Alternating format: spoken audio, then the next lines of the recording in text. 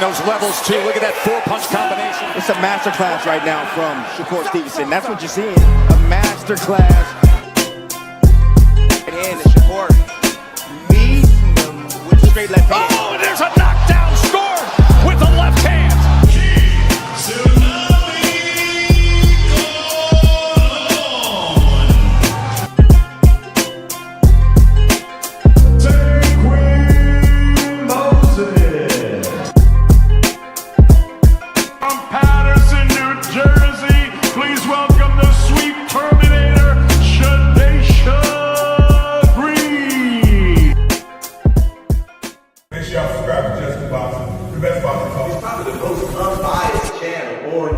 Right now, we're going to give him his just due. Shout out to my brother, Just Due.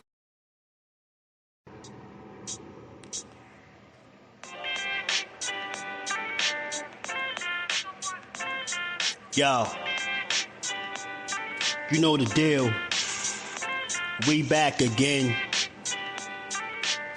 We never slacking.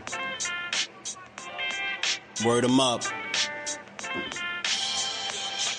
Ladies and guys, whether if you drunk or you high, it's time to pay respects to the illest man alive. If you think you got a point, he'll shrink you down to size. And from there it's downhill like a slinky or a slide. Open your eyes, got a deep connection with the rise, so you might see them jump in whenever they go live. Peep it, this channel blowing up now, it's not a secret. With tons of exclusive interviews to listen to. Them other channels I hate, but yo, they missing clues. They start narratives, sip the goose and twist the truth. It don't take a rocket scientist to get the proof. Just click the live at 4 p.m. Eastern time. But when you chime in, make sure you keep it kind. But if cowards want to debate, then it's feasting time. My man Just Do shine, busy all the time. Grind 24/7, 365. Videos he might have 365. My rhyme sick, they make you do a 365. You get a rich if you think you fit to survive. It's Just Do boxing, time to click the live. Ain't no beginners, if you soft, you ain't down to ride. I crush you, respect too, it's Just Do.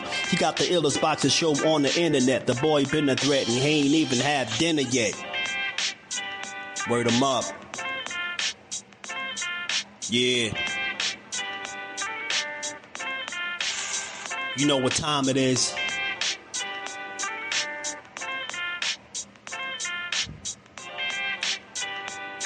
$4 p.m. Eastern. Click the link.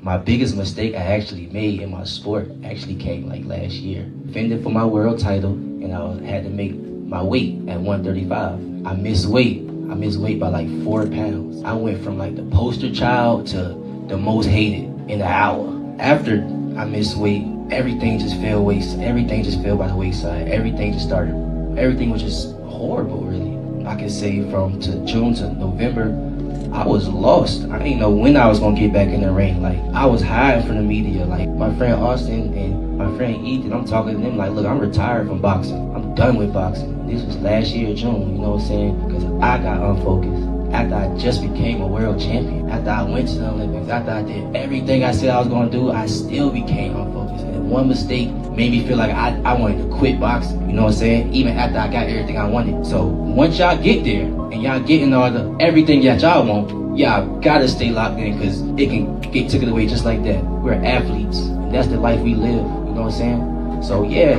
y'all working towards what y'all want right now. When y'all get it, it's not enough.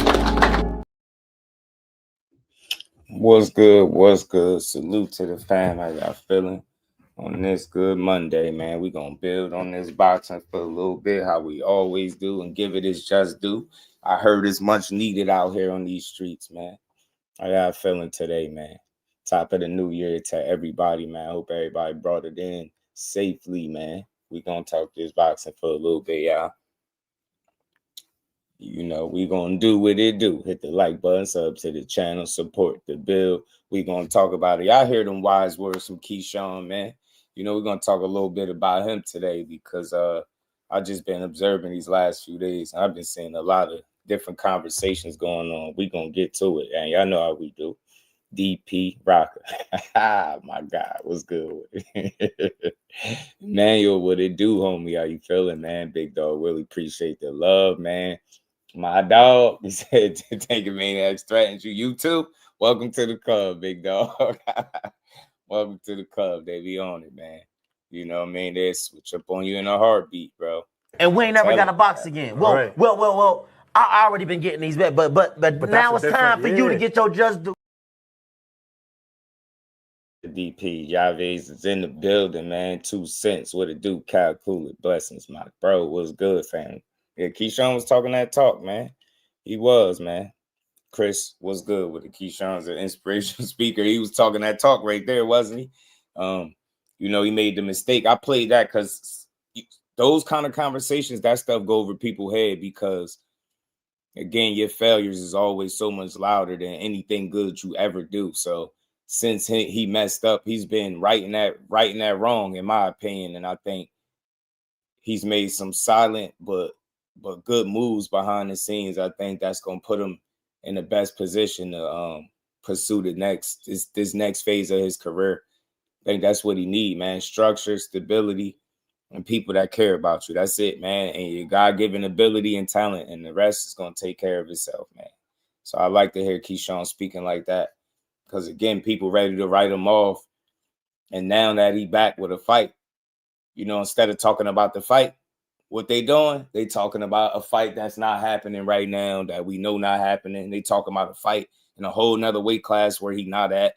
You know, it's typical boxing stuff, man. They ignore what's in front of them to push the narrative of something that could happen or may not happen down the line. So Keshan is doing the right thing, man. He in the right camp. Him and Core over there putting in that dog work. We're going to talk about them, but I wanted to talk about DEBO Dev too, man. We got to talk about it. Marcus, what's good, man? Shout out to the fam, man. How y'all feeling? My dog Cal, man. What's good with it, man? Yo, Keshan, he say Keshan need to stay focused. Yup, stay focused. Stay locked in, man. Marcus, what it do, my guy? How you feeling, man? Mike Kirkland, peace, bro. How you feeling? Top of the new year to the family, man. Humanizing situation. You get what I'm saying? He back there speaking. He out there speaking life into them youngins, man. And, you know, I'm pretty sure they look up to him and they not looking at the one mistake he made to write him off like some of these ignorant fans are. But what could you expect? But yeah, man, I wanted to talk a little bit about DEBO Dev, man. DEBO Dev and the Hanos clan, man. Where y'all at, man? Come talk to me, man. I'm hearing a lot of noise about, you know, they blocking them. You know, they blackballing them. You know, they stopping them from getting opportunities. And, you know, we've heard this story. We heard this song before. It's kind of getting old, man. I don't think it's an argument that Devin Haney needs. I don't think nobody's trying to block him. I don't think the sport of boxing is trying to blackball him and leave him behind. Now, don't get me wrong. They definitely try to write him off and be done with him after Ryan Garcia cheated him. That's for sure. They definitely try to write him off, but he continued to prove people wrong. And I think as long as you a talent the way he's a talent, you can box the way he can box, right? You can make weight, right? There's an interest. Somebody gonna mess with you. Somebody gonna do business with you. It's just a matter of who. And that's why I think it's important as you navigate through the sport of boxing and from the business side, you don't burn bridges that you get what I'm saying? Because you never know if you have to cross them. So I don't think boxing is blackballing him per se. You can't. You know what I'm saying? He a talent, bros. He gonna get an opportunity. It's just a matter of if politics is gonna slow him down. Now, I will say I do think politics to a degree will get in his way, but that's just like any other boxer. And for him, it'll affect him twice as hard, I believe, because he's a pure boxer. You know, in today's boxing, it's like the death of the pure boxer, bro. If you're a pure boxer and you not getting all types of knockouts and this quote-unquote star, they look for any reason to dismiss you as a talent. Think about this. Think about what I'm saying. So it's not about blackballing Devin Haney. It's about just typical shit, right?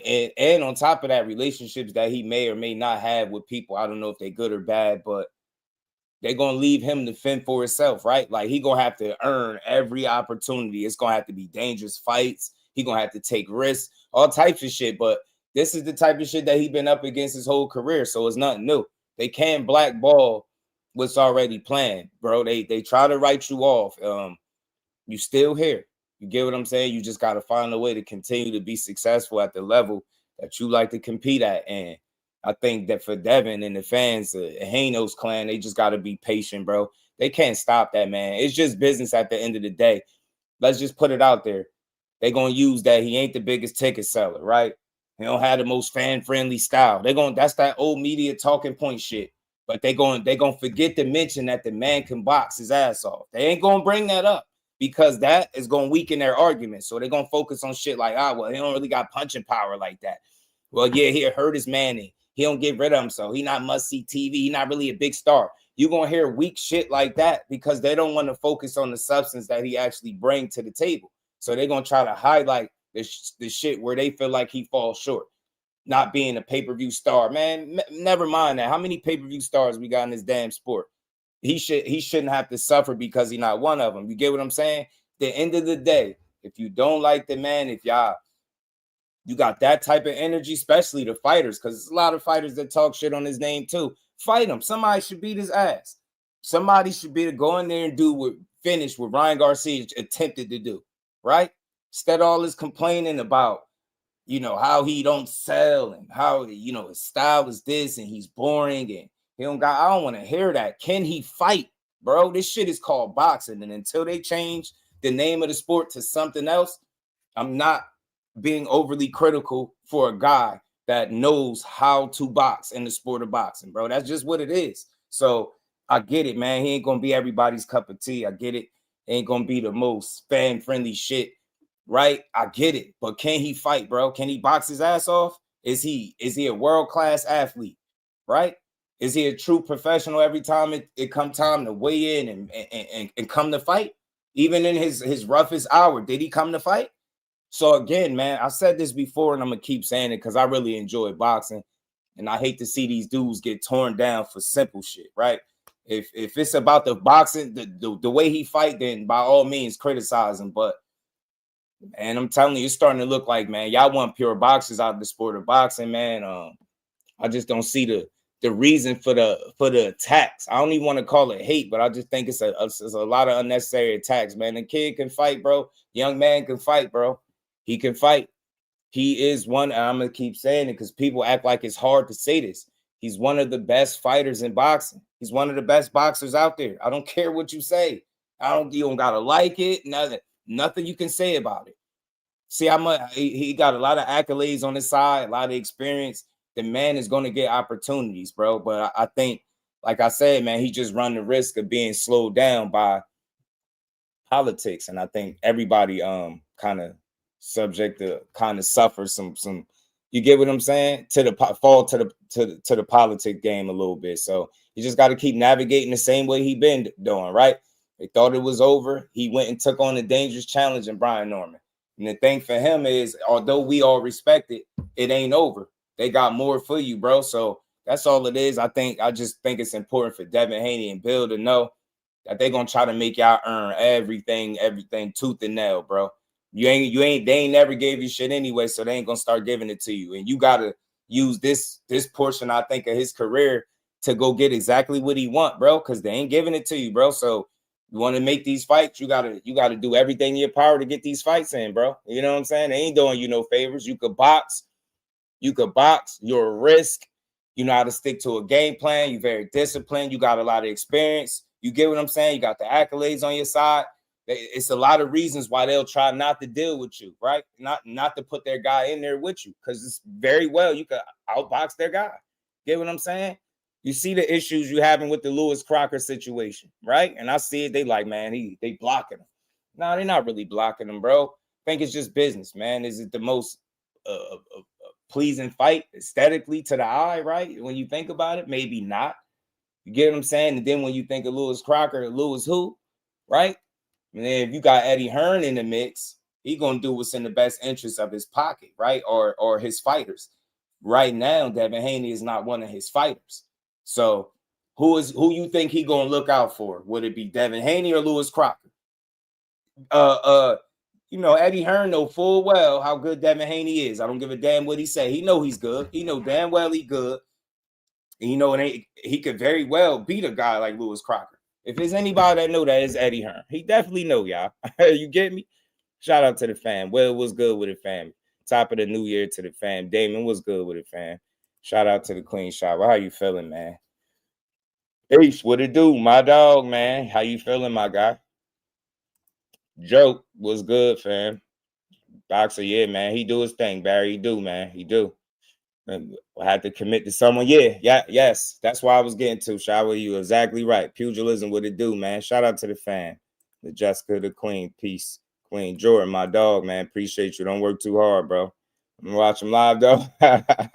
I would. Howard, what's good, fam? I would, but let's keep building. So I think Shower, what she's saying is right, man. You're gonna have to sign on to somebody. You're gonna have to give somebody the incentive to want to go the extra mile for you. Message to Devin Haney and his fans, the real ones. They're not gonna give you nothing, bro. You're a pure boxer. You're not some KO artist with you know that sell crazy amounts of tickets. So they're gonna try to use all that stuff against you, and they're gonna say it's just business at the end of the day. So you got to keep that in mind. Take that shit with a grain of salt. Keep it moving, and keep trying to position yourself to make the best fights possible, like you've been doing. Like I seen them post, no date yet. You still, I guess weighing some options or whatever. That's what he's gonna have to do. But he gotta keep in mind, bro, with you being a risk to what these other promoters are trying to achieve with their fighters, it's not gonna be in their best interest to kind of throw you an alley, right? To throw you a bone, to make a fight with a guy, like I said, that's one of their fighters. In case in point, Eddie Hearn, Lewis Crocker, like, is he in a rush to try to put that fight together? He ain't got no more dealings with Devin for right now, so he can play that route now. He already went out there and said if Devin Haney was rocking with him, he would be inclined to take risks and possibly loss for him. So you got to keep that in mind. You're gonna have to, I don't know, sign on, maybe even if it's for a couple fights. I mean, you know what I mean? Make it work to your advantage. But I just don't think it's as simple as them trying to block him and blackball him, right? I just think you know what I'm saying? They're going to make him work for it, bro. And nothing is going to be easy for this man. Nothing. Not getting none of these fights and dealing with these promoters, especially when his belts involved. And now you're running around here, a WBO champion now. So when you fight another title, that's a unification. People ain't in a rush to have a fighter get beat up by you and get the belt snatched. Shout out to Locked and Loaded. Nah, but look, listen, we're going to talk about it. Shout out to JP, my dog. Thomas was good with it, homie. How you feeling? Rematch since their first fight wasn't good to me. Yeah, I don't care for it either, Shower. I don't care for it either. But this is the thing, right? He was talking about it. He broke it down. Eddie Hearn did. He broke it down. It wasn't that Devin Haney is boring. He just said he didn't care for that particular fight. But he also said, like, if you look at the fights that he had when he promoted them, they were much different than the fights that he's critiquing. And he did have a point. So he was like, you don't think that he's boring. He's a bad fighter. He just didn't like that performance. So, and you got to take into account, Joe, the fact that he's not in bed with him, so to speak, right? He's not signed to him or nothing. He's not obligated to go that extra mile to speak big or good on him, right? So he's going to be brutally honest, or he's going to probably take jabs when he can, right? That's just typical shit. That's the nature of the business, right? But I think ultimately what's important is he's never closed the door on working with Devin Haney again. I think it's just up to him and Bill to continue to put themselves in position, right? Because ain't shit about to be easy for them in boxing. They're going to make y'all work for it, as I said, man. So just keep figuring it out. Go find the best fight for yourself. I mean, somebody going to have to fight you, bro. Somebody should be dying to take that belt up off him. ASAP in the building. What's good, my guy? How you feeling? You get what I'm saying? So I don't know, man. He just got to be, you feel me, Shaw? We just got to be smart, bro. Like it's not blackballing. It's just business. If it makes sense, they're going to do it. And we've seen this time and time before. And I think it's simple, right? If he's dealing with Turkey Al-Sheikh, we know he's going to have to fight. It's going to have to be risky fights, dangerous fights. We get it. If it's a less than risky fight, if it's something that, not no name recognition behind it, right, far as opponent-wise, then he might have to do business with somebody outside of Turkey. So he just got to keep his options open, bro. I want to see how far he can take it. Shit, he a 3-division champion, former undisputed champion. I want to see how far he can take it. Right? I hear the talks about the Shakur Stevenson fight possible. I want to see how far Devin can take it. So I don't want to see him get blocked. I don't want to see him get blackballed. I want to see him make fights. I want to see him chase greatness. Right? He say he ended to be great. He went right after another unification. Like if he could, they'd take Lewis Crocker. Look, they was going after Rolly. I'm gonna say this. I respect the energy that he's showing, bro. He might not be appreciated for it, but I appreciate the energy Devin Haney been showing since dropping the lawsuit, since getting cheated by Ryan, dropping that lawsuit, and making his comeback trail. Everything he doing so far is something that I could rock with. And he's legit taking on, he took on the challenge in Brian Norman, right? People say, hey, won't you fight Rolly? That'd be an interesting fight. Rolly wants no parts of him, right? And you know he's trying lobbying for the Lewis Crocker fight. You know Eddie Hearn gonna drag his ass on that. So he just gotta figure it out, man. Make the best fight for him. But I was talking to L-Dub. Shout out to my homie L-Dub, man. I had asked his opinion on who he think, you know, Devin Haney could fight next, man. And he threw the name Jack Catterall out there. And that shit, man, when you think about it, man, telling you, it's gonna have to be that. He gonna have to get it. He gonna have to get it out the mud, bro. You ain't gonna get the biggest and best names all the time, bro. But just go in there and keep beating these dudes, bro. You know what I'm saying? There's nothing they could take. They can't take nothing from you if you continue to win. Get what I'm saying? You already know Devin Haney. See why the Ryan Garcia situation is a blessing in disguise for Devin Haney, because he had a firsthand experience to see how people would treat him if he lost. It's not an official loss, and he's still undefeated, but he still had an opportunity to see how people would be willing to write him off despite him getting cheated and whatever, right? See how people would treat him thinking that he lost, right? So that's that. He got some pressure, man. He got to keep winning, bro. I'm telling you, if you're a pure boxer in today's boxing, you can't afford losses, bro. You can't afford losses, bro. I'm telling you, you can't afford losses. You can't afford losses, bro. You take a loss, man, a pure boxer, bro, they're going to try to put you to the back of the bus, man. You get me? Your ass going to the back of the line, way back to the drawing board, bro. I'm trying to tell you, man. Kind of been his winning any world title. Speaking of him, we're going to talk about him too. You know what I'm saying? No one's giving Dad what he wants. All right, sadly, even a shower, even if he deserves it, they're not gonna give it to him because either he's not in bed with them, so to speak, right? Like in business with them, he's not signed on board with none of these guys, so they're not throwing him a bone, right? And if the fight don't make some substantial amount of money, then they're gonna be less inclined to go in that direction, right? So he's gonna be stuck, kind of trying to fish for the best opportunity. And look, Devin Haney, man, this is what you built your career getting that shit out the mud. It ain't you at the top, but it ain't gonna be no different. You still got to get it out the mud. You still got to scrape and claw for everything you get, bro. And like I said, if you continue to just beating these guys, bro, it's nothing they can take from you. It's nothing nobody can say. Just keep winning. Because I would hate to think what would have happened if you really lose fair and square to somebody, how they gonna write you off. So look, I'm just in favor of seeing dudes succeed and win, bro. I'm not against him. I want to see how far he can take this shit. He young. 147 is looking like it's in need of a new king. 147 need that. Who is it going to be? Devin Haney. Is that guy going to be you? Are you going to be the next king at 147, right? Are you going to sew up the division, bro? Are you going to chase? You going to sit around and chase that greatness up there? That's what I want to see. You know what I'm saying? But like I said, it ain't going to be easy. Politics is going to be against him big time, I believe. Bruce Gas, peace to the OG. How you feeling? People call boring pure boxing, but he doesn't call him entertaining. Nah, look, this is what it is, bro. This is what it is. Shout out to my guy Damon. This is what it is. It's not that so much that he's a hypocrite, right? It's if you're not in business with somebody, right? If somebody's not signed on to you as one of your fighters, right? Your criticism is going to be a bit different than it is if they're with you. And Eddie Hearn, I'm telling you, if you listen to him, he said that. He said it, bro. If you with me, obviously, you know, I would be, you know, more inclined to justify a performance if it ain't look that good. But if you not, I'm going to be, you know, critical. Oh, man, it didn't look that good. It's typical shit, bro. Because I tell you right now, bro, if Devin Haney go sign on to Eddie Hearn for a couple fights, something, the next time you hear Eddie Hearn talking about Devin Haney going to be the best thing since sliced bread, you hear me? It's just promoter talk, bro.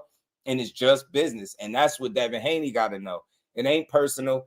They can't block you. You talented. They could slow you down. They could get in your way. But ultimately, man, if you keep putting the wins in the bank, it's nothing they can do about it, bro. But accept it and be mad and be on the sideline huffing and puffing, hoping you lose your next fight.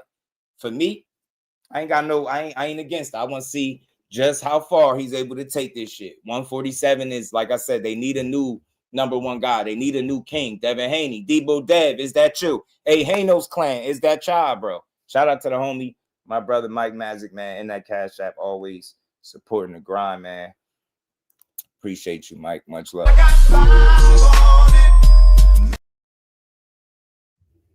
Shout out to Mike Massey. He said for the bill. Appreciate the love, homie. So that's why I'm at pugilism. Was good with it, you know. So that's all it is, man. You know what I mean? So let's be honest. Devin ran a lot of fighters away with him. Nah, I don't think he ran nobody away. I don't think he ran nobody away. I don't think he ran nobody away. But let's talk about it. What I think he did do,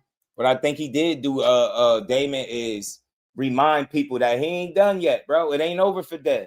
That's what he reminded people. And at the same token, let's be honest, bro. Let's be really honest.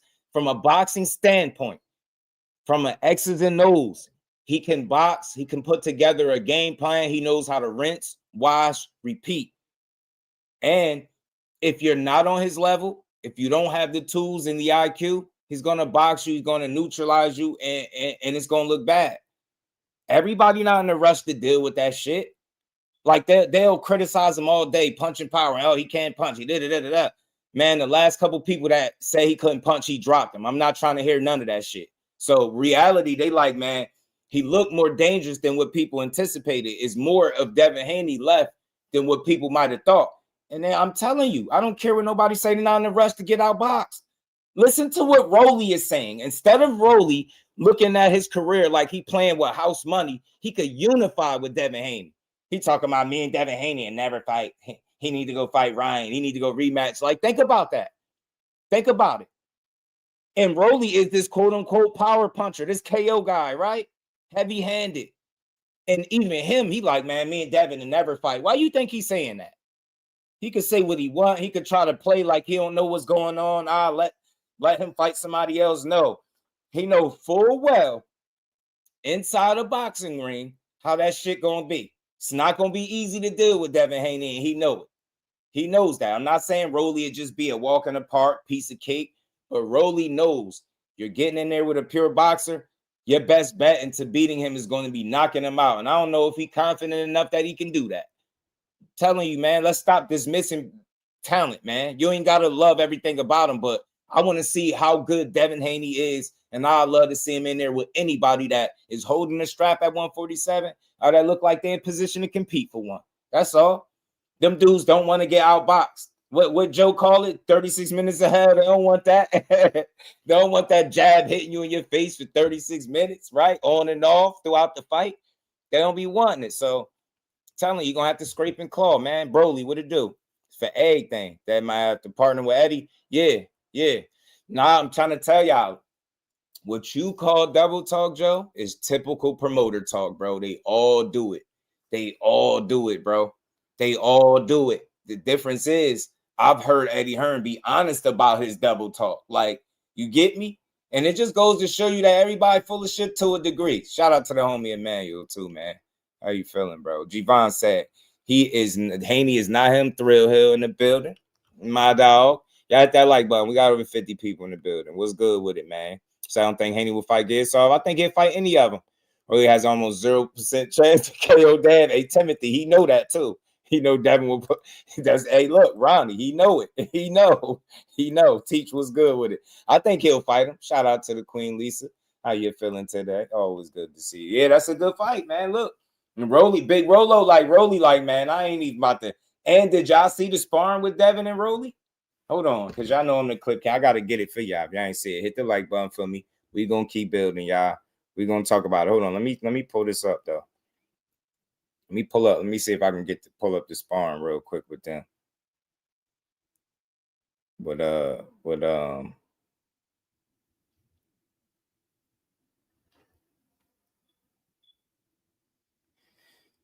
Rolly, Big Rolo and Dead, man. Yeah, they sparred, man. That shit ain't go how you think it'll go, man. Like, you get me?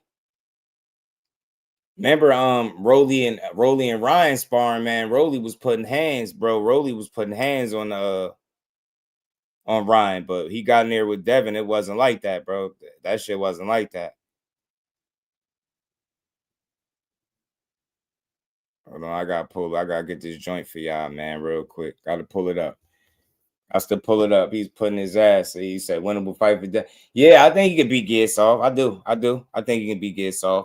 I think with him, you can't be too picky because you got to take the fights that make the most sense at the time. I think that's the position he's in. He's been around for a while. He's accomplished. He is who he is. He's not going to transform and be some KO guy, how people act like he got to be, right? So I feel like at the end of the day, just don't turn down no fights. Take all comers, man. All fights, of course, that makes sense. Because I think he'd beat Garcia. I ain't going to hold you. Z, what's good with it, homie? I think he beats Garcia. Dude is tough and rugged, but I'm telling you now, man, to beat Devin Haney, you're gonna have to have something, I think, that we deem special. I ain't going to lie. I do. You know what I mean? Just a really good boxer, that ain't going to do it. You might can give him a good fight, a tough fight, but you ain't going to beat him. That's just my opinion. I feel like Devin Haney is good enough to the point he world class, he elite enough where you got to have something that stand out about you. You can't just be sound, right? You know what I'm saying? That's not going to be enough, in my opinion. You got to beat that kid up, man. You got to have something that he can't stop. And himself sparring people back in the day just made guys second guessing. Yeah, to a degree, yeah. I mean, and nobody's scared, but they look at Haney and they like, man, that shit risky. Yeah, he got that belt, but that shit risky. I could lose. You get what I'm saying? Ryan, what's good with it, homie? You get me? That's how they look. They like, man, I could lose, man. I'm telling you, I'm just being honest. I'm saying what people don't want to say. They can sit here and try to downplay him. They can sit here and talk about how he ain't strong, he can't punch, and you gotta think. Rolly was talking about how he got weak body frame and weak genetics and all this different stuff. And then when it's time to fight, Rolly like, nah, I'm cool. I'm cool.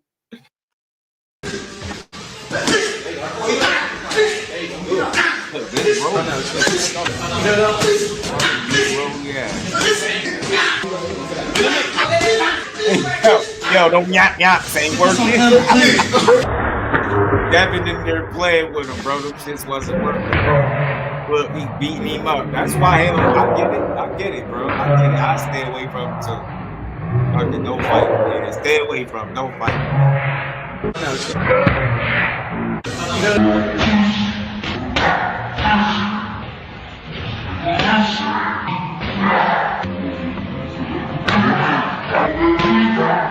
Man, that's why he ain't won it. He was good with it. That's what it is, man.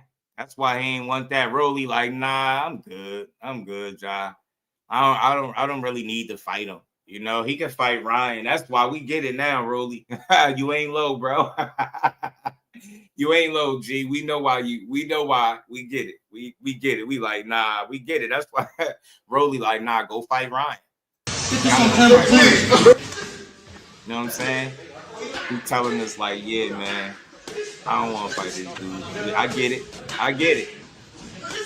And I'm telling you, stylistically, it's an interesting fight because anything that Rolly land that'll be big will be interesting to see how Devin will deal with it. Just being fair, right? Rolly got a real puncher. Tank said that's the hardest puncher I think he faced, right? I think he said it was Rolly. So Rolly got legit punching power, but my question is he confident that he can land that in an actual 12-round fight?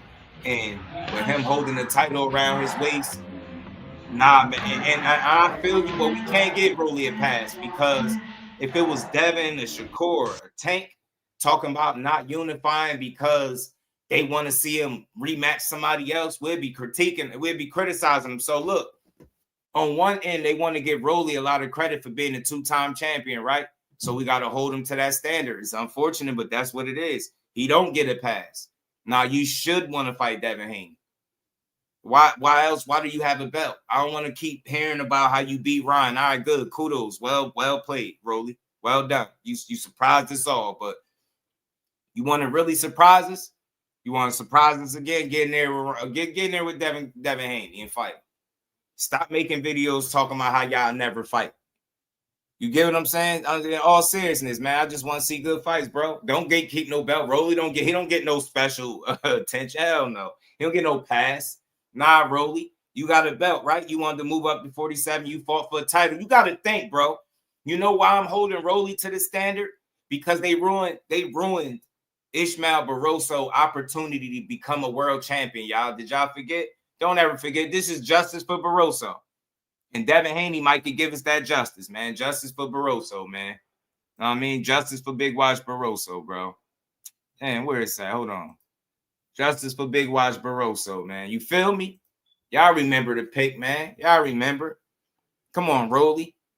Few fights back, man. Few fights back. You was fighting life and death with the OG right here, man. He had you on skates for a second. They had to bail you out. They cheated Big Watch Barroso. They cheated him. And then he ended up getting knocked out. He ended up getting stopped by the guy that Gary Antoine Russell about to fight, Andy Hiroka. So, nah, bro. Justice for Big Watch Barroso. You do not get the gatekeeper belt because they think you rode a smaller school bus to school. I don't care. Because Rolly may or may not have had maybe 5 or 6 people in a whole class with that one window, he still don't get to gatekeep the belt. I don't care, bro. I don't care how small his school bus to school was. I don't care how short it was. I don't care how many crayons y'all say he eat. He fight too. And the last time I seen him, he was out there outboxing Ryan Garcia, who everybody was picking him to knock out. Hell no. To get knocked out by. Nah, man. Hell no. You got to get in there and fight, bro. I like Rolly. I do. Because he pretends to be off, man. Rolly ain't as off as y'all think, bro. That's a smart dude. Y'all ever heard him talk without trolling? Telling you, bro. Yeah. My bad, y'all. At least that be them. They say they eat crayons. I'm just saying.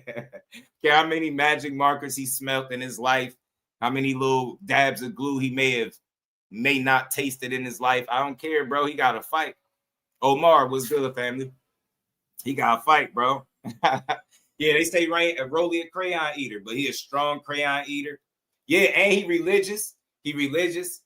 Rolly did make a statement. He said they asked him what did he want for the new year. I think he said he want whatever God want for him. So look, come on, man.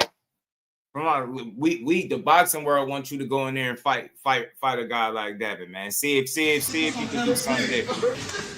Because he was roughing you up in this farm, G. Y'all did Big Watch Barroso foul, bro. That shit was not working. Dad was not letting that shit work. Look, then he playing with him. Look, see, that's what I'm saying. I'm telling you. It's to be the sparring. That dude like, nah, I ain't about to go playing with him. I ain't got time for that. Rolly looking at this shit like, I ain't got time to be playing with Devin. Getting out box and shit. He really was boxing his head off too in this sparring, man. Yeah, I get it. Reef, my dog, was good with it. How you feeling? He said, I know a lot of special folks that's intelligent. You get me? You know what I mean? Rolly is not at no disadvantage. Do not let that fool you. This is the same Rolly that fooled everybody. He pulled one of the greatest Jedi mind tricks in the world. He had most of the world thinking he was going to get knocked out by Ryan, and he went out there and beat Ryan up, y'all. I'm not going to let y'all forget that. Bro, remember? Hey, I just want to remind y'all. Most people had Rolly getting knocked out by Ryan. And if not getting knocked out, you had him losing, right? Think about that. Look how he won the fight. He ain't struggled to win the fight or none of that. He won the fight convincingly. He got the only knockdown in the fight. Nah, Rolly is the tricky guy, bro. I throw him in there and see what happens. You know what I'm saying? So, I don't know, man. Shout out to Motown. I like what Devin is showing, bro. He had this is an interesting bounce back, and I told y'all this is the better story. They was ready to write him off. He bounced back in a real way. The lawsuit was following him everywhere he went. He put that to bed. To some degree, he put the rematch talk to bed because he didn't fumble the bag. It was Ryan that did it, right? So I don't know, man. He's been doing, I think, everything he can do to get the situation back straight on his side, right? I don't think it's nothing else Devin Haney could have did. I don't think it's no better moves to make. He fought the most dangerous welterweight in Brian Norman. He got past that. Now it's going to be another test to see who we can get in the ring with him for a fight that makes sense. You get what I'm saying? So it's crazy, man, because Conor been out there in the mix. I know Eddie Hearn dying to get him the title, right? Nah, he don't duck nobody. He's strategic, though. Haney ain't no duck, but he's strategic. Most of these guys are. If you smart, you strategic. But nah, he ain't no duck. He ain't no duck. I won't call him that. But he's strategic, though. You know what I'm saying? Like, they know what's what. You get me? No, I wanted to post something up. Yeah, Conor Ben, y'all. Speaking of Conor Ben, let's go here for a second because he in his 47-pound division, man. But I seriously doubt if you're Eddie Hearn, you don't try to you try to get Conor Ben possibly the winner of Ryan and Barrios. That's the more winnable fight. It's not about being scared. So, and I know the Devin Haney fans won't like that. It's not ducking or it's politics for sure. It's politics, but if you're Eddie Hearn, you got Lewis Crocker as one of your guys, Conor Ben, one of your guys, right? You got Ryan Garcia and Barrios in kind of a toss-up fight that some people feel like Ryan gonna knock out Barrios, but we're gonna get to Ryan because he don't look like he training, man. So I don't know, man. Devin Haney, I think, is in a good position, bro. He just gotta just focus on the next fight. Then versus Haney, I got Haney. Shit, I think a lot of people got Haney. That's why we won't see it. He ain't gonna try to put no Conor Ben in there with Devin Haney before he would a Ryan Garcia or a Mario Barrios if he could. You get what I'm saying? Barrios beating Ryan. Hey, Teach, I'm with you. We about to get to that. So look, I just want y'all who's need a Jordan, you wild.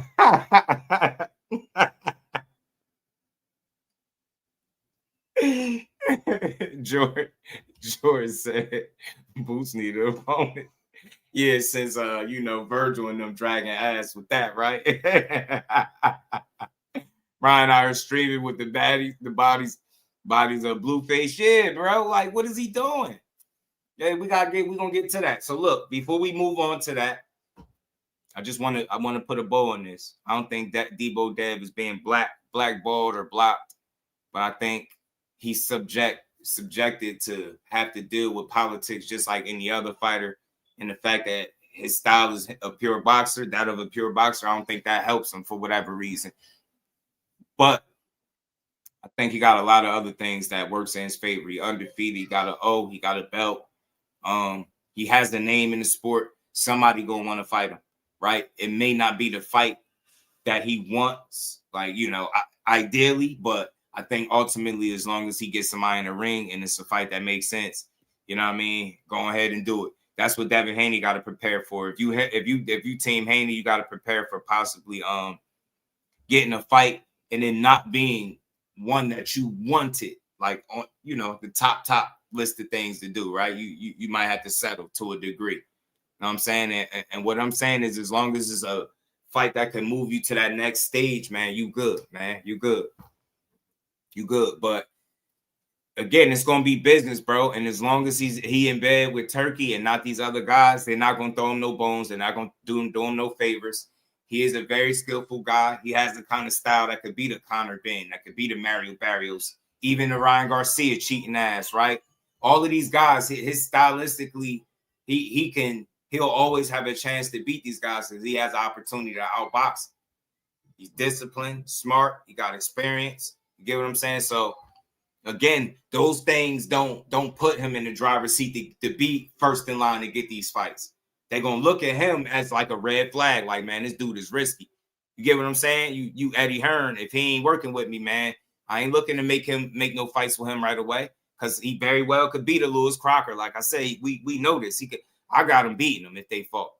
I got him beating Conor Ben if they fought, man. That's a risky fight. It's interesting, but I still got him beating these dudes. And I think the promoters and things like that see it the same way. So he gonna have to take risks with Turkey, in my opinion, or do some business with some of these other promoters that play nice to get these fights, if that makes sense, right? You're going to have to play nice with the promoters to get fights, or you're going to have to take dangerous fights with Turkey. That's just my opinion. I could be wrong. We'll see how it all play out. But ultimately, y'all, Devin Haney fans, the Hanos fans, don't panic, bro. As long as he's winning, as long as he got talent, he's skillful, they can't stop him. They can slow him down, they can get in his way, they can stagnate him, all that stuff, right? But they can't fully stop him from doing what he's gonna do. He just got to stay down and stay committed, like he been. You know what I'm saying? And go finesse the best situation for yourself. Sukagi should have had it in their contract. He just knew Devin couldn't beat him. Ryan ain't no rematch for Norman. That they moved on. It wasn't no rematch and nothing in that.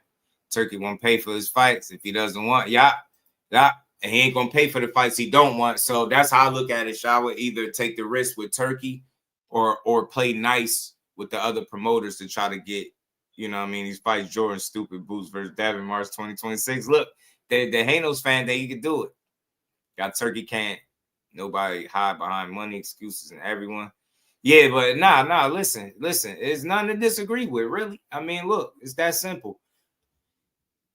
With Turkey, yeah, you can't hide behind money, but if you Devin, I think it's going to be riskier fights, right? What I'm saying is, if you start talking about Lewis Crockers and shit like that, and maybe even Jack Catteralls of the world, I figure in my mind, I see those opportunities being facilitated through Eddie Hearn as opposed to Turkey Al-Sheikh. Whereas maybe if it's a Devin and Ryan rematch, you get what I'm saying? Then I think Turkey's involved, right? Maybe if it was a Conor Ben and Devin Haney, maybe Turkey's involved. I think it has to be a certain element or a risk factor there. Now, that's just my opinion. I could be wrong. We don't know. I don't know what Turkey's going to do, but that's how I see it. I feel like the more dangerous fights are going to come through his hand. And I feel like maybe the fights that it's going to get Devin Haney those championships, maybe they're going to come through these other promoters, right? Because again, Lewis Crocker, Devin Haney ain't going to be the biggest fight, but we'll all sit here and watch it, right? So, I don't know. I think he got options. He just got to figure out what's the best one and go there. You know what I'm saying? Trying to see what this DEBO shit about. DEBO. Not scared of boots? Nah, I would hope not. You know what I mean? Dad gonna have to sign Eddie Hearn again. I don't think PBC will even allow him to sign. Real talk. Yeah, I don't think so. I don't even know, like, when the last time they brought on a fighter, Shawe, if you could remember, right? Last big signee from PBC is something like that, right? Like a splash. You know what I'm saying? Teo Shakur about to be the best fight in years. Talk it into existence, man. I hope my boys cook Teo. We're going to talk about that a little bit too, though. Like I said, Devin will figure it out. He always do. That's what I'm saying. Him and Bill, his dad is smart. I think he's done a phenomenal job figuring it out as they go along. And again, they thought he was dead once upon a time, right? Not physically, but, you know, to a degree, right? Thought it was over for him, and it's not. So they're going to find a way. He got talent. He got a name in the sport, and for right now, he got an O and a belt. Somebody going to want to fight him. Everybody ain't going to, avoid the challenges. But like I said, he just got to be prepared to not get the opportunity that he want. And I think he got to keep in mind from the business side of things, nobody is going to be inclined to doing you favors without you having some type of dealings with them or a great relationship. And I don't know what his relationship is with other people, but like I said, it seemed like guys like Eddie Hearn is open to still working with him. But the question is, do Devin Haney and Bill feel like they taking a step back if they go working with Eddie Hearn per se or signing on for a couple fights? I don't know. I don't want to jump ahead too far, but ultimately, man, I feel like talent going to win out. That kid is talented. He's going to be all right. They just got to keep figuring it out, bro. Tiger fight according to he said, but Eddie's being hesitant. So look, I'll entertain that for a quick second, bro. You know what I'm saying? Yeah, Joe. Yeah. You get what I'm saying? Yeah, you scratch my back, I scratch yours type deal, right? It's going to be business, and they know the business. They smart. They can figure it out. They know how it go. You get me? It's going to be no – and think about it from a business standpoint too, Joe, not even being a fan of the sport. Just say, like, it's a fighter that you done business with before, but you not doing business with him now. Are you in a rush to do him a favor versus the guys that's actually on your stable? you're more inclined to look out for your fighters versus the guy that could be beating your fighters. You get me? In a perfect world, it seemed like it should be like everybody with a belt should be lining up to be unifying with Devin, but we know it don't work like that. So that's all I'm saying. He just got to keep in mind that it's going to be a little dicey. It's going to be a little dicey at first, G. You know, it's good, but you just keep working it out. Super Fan Fighter League, defend your honor, your favorite fighter with your hands. Yeah, I like that, Reef. Only option is Turkey unless Bill goes straight through the zone. Y'all make DHP a true promoter. That's a great point too, Shower. Or yeah, make DHP more of a, more of a commodity, I guess, right? More of an entity. You know what I'm saying? Be his own promoter, like you said, or have to deal with his own. Well, either way, they're gonna have to play nice with somebody to get the fights I think that they want, and it's all good because you play nice and beat ass. Devin, I'm rooting for you, bro. I ain't rooting for politics to do you dirty, bro. You just want to be great, and if you just want to fight, I want to see the fights. You feel me? Yeah, Shamar and Kevin, we haven't seen them. Yeah, boy, Schofield versus Shakur, sheesh. Eddie Hearn has a relationship we're having outside of Turkey. Yeah, I think so. I think so, Jordan. I do. So I hope they see it that way. I hope they see it that way. I hope he see it that way. Because, again, just see it for what it's worth, man. See that landscape, bro. They're going to try to keep them belts. Bro, they wouldn't want nothing more than try to keep away with them belts and have somebody else beat them and do the hard work or the heavy lifting, and then they unify or fight each other. I'm telling you. So if you, Devin, know what you up against, right? And your toughest opponent at 147 is probably not going to be somebody. It's not going to be a name. It's going to be politics. Devin Haney's biggest battle, one of them was Brian Norman. You figured that out. You did what you did. Kudos to you. Shout out to the team Norman. But you did what you did there. But I think after Norman, I think the biggest battle for you is politics at 47. I'm not trying to be fighting. Yes, fights that you could possibly lose and shit like that. But let's be honest.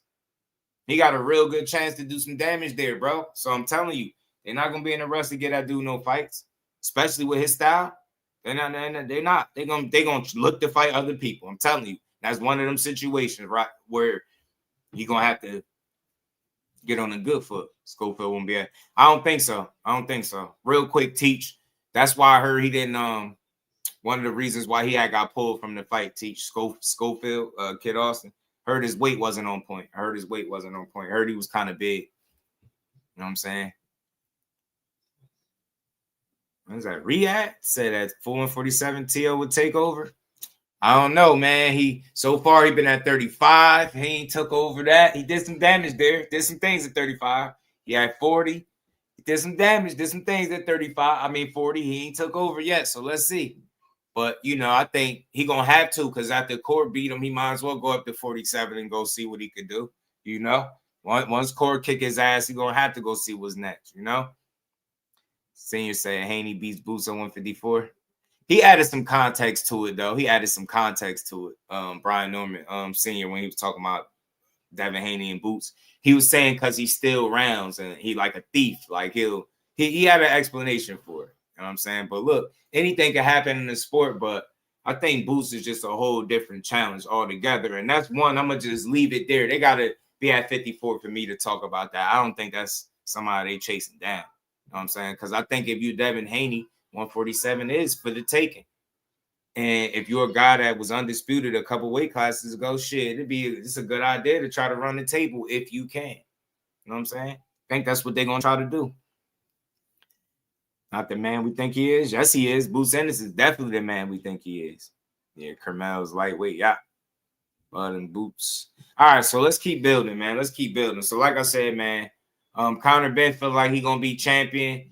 If Eddie Hearn has something to do with that, he will be. So Devin Haney, know what you up against. Your biggest fight at 47 is going to be politics. After Brian Norman, it's politics, bro. I'm sorry. Because I'm just being honest. Look at the champions. Is there any champion that he can't beat? Is there any champion at 47 that you think he can't beat right now, current? See what I'm saying?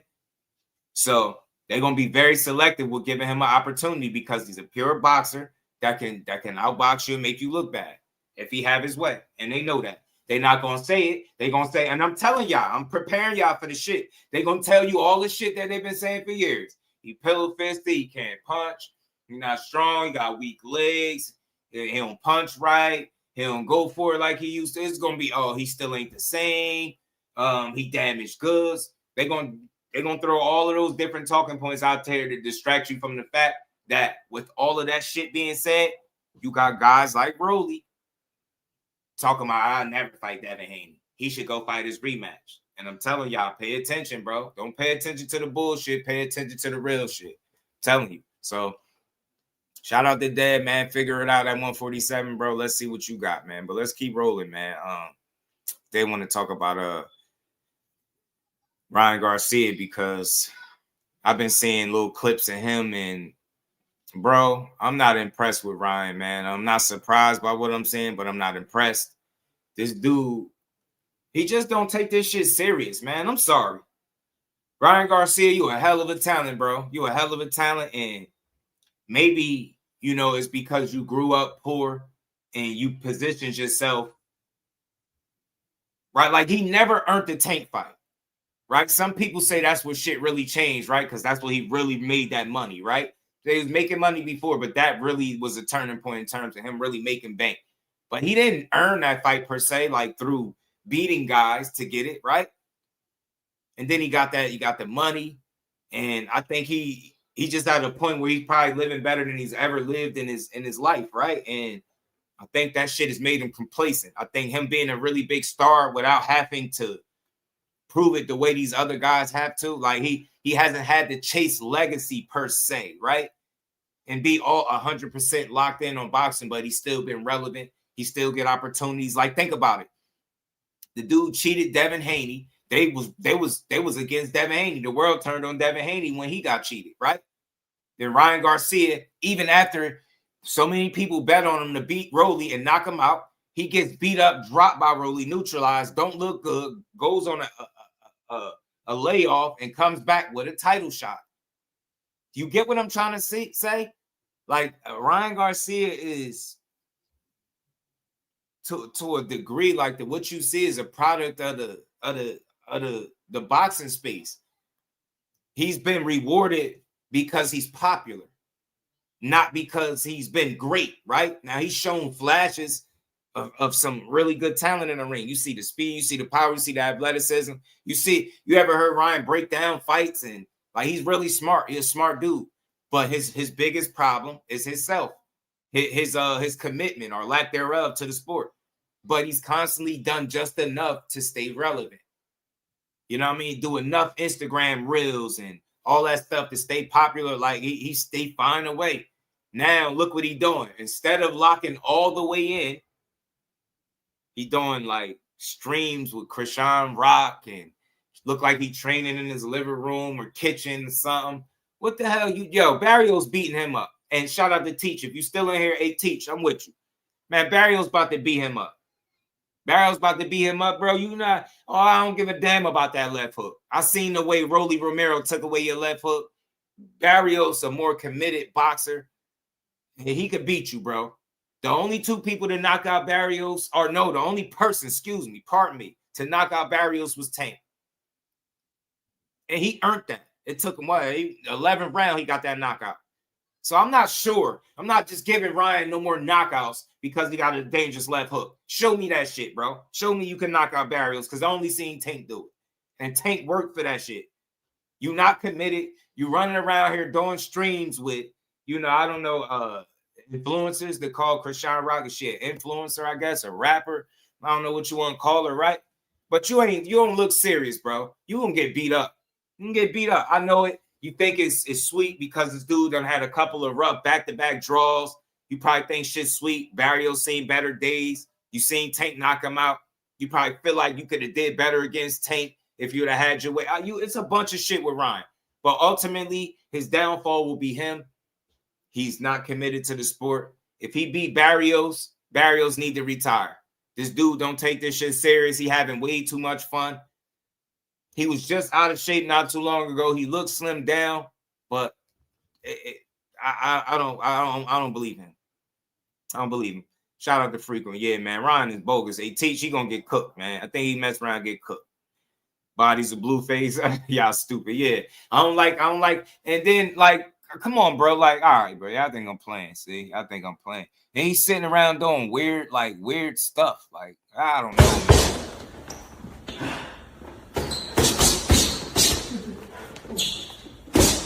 Like, I get it, but I don't. Like, bro, you got a fight. You got a title fight coming up. Why are you sparring this? Who is this?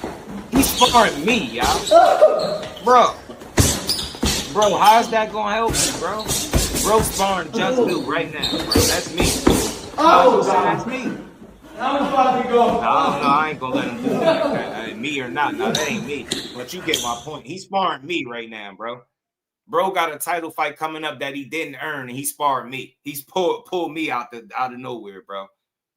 Damn, that you might as well. Hey, Ryan, if you just giving away money like that, look, I'll go some rounds with you, bro. You gotta pay me though. You ain't gonna just be punching me in my liver for views and clicks. I need that bag, bro. They say you pay well. I need the bag. Bro out here, he sparred a civilian, bro. Bro out here sparring civilians, and he got a title fight. And look, this is my problem with him. Because he doesn't suffer the consequences like the typical fighter. He cheated Devin Haney and possibly altered his career permanently, whether he goes on to be super successful or not, right? But he really could have changed somebody's entire career because he cheated, Ryan Garcia.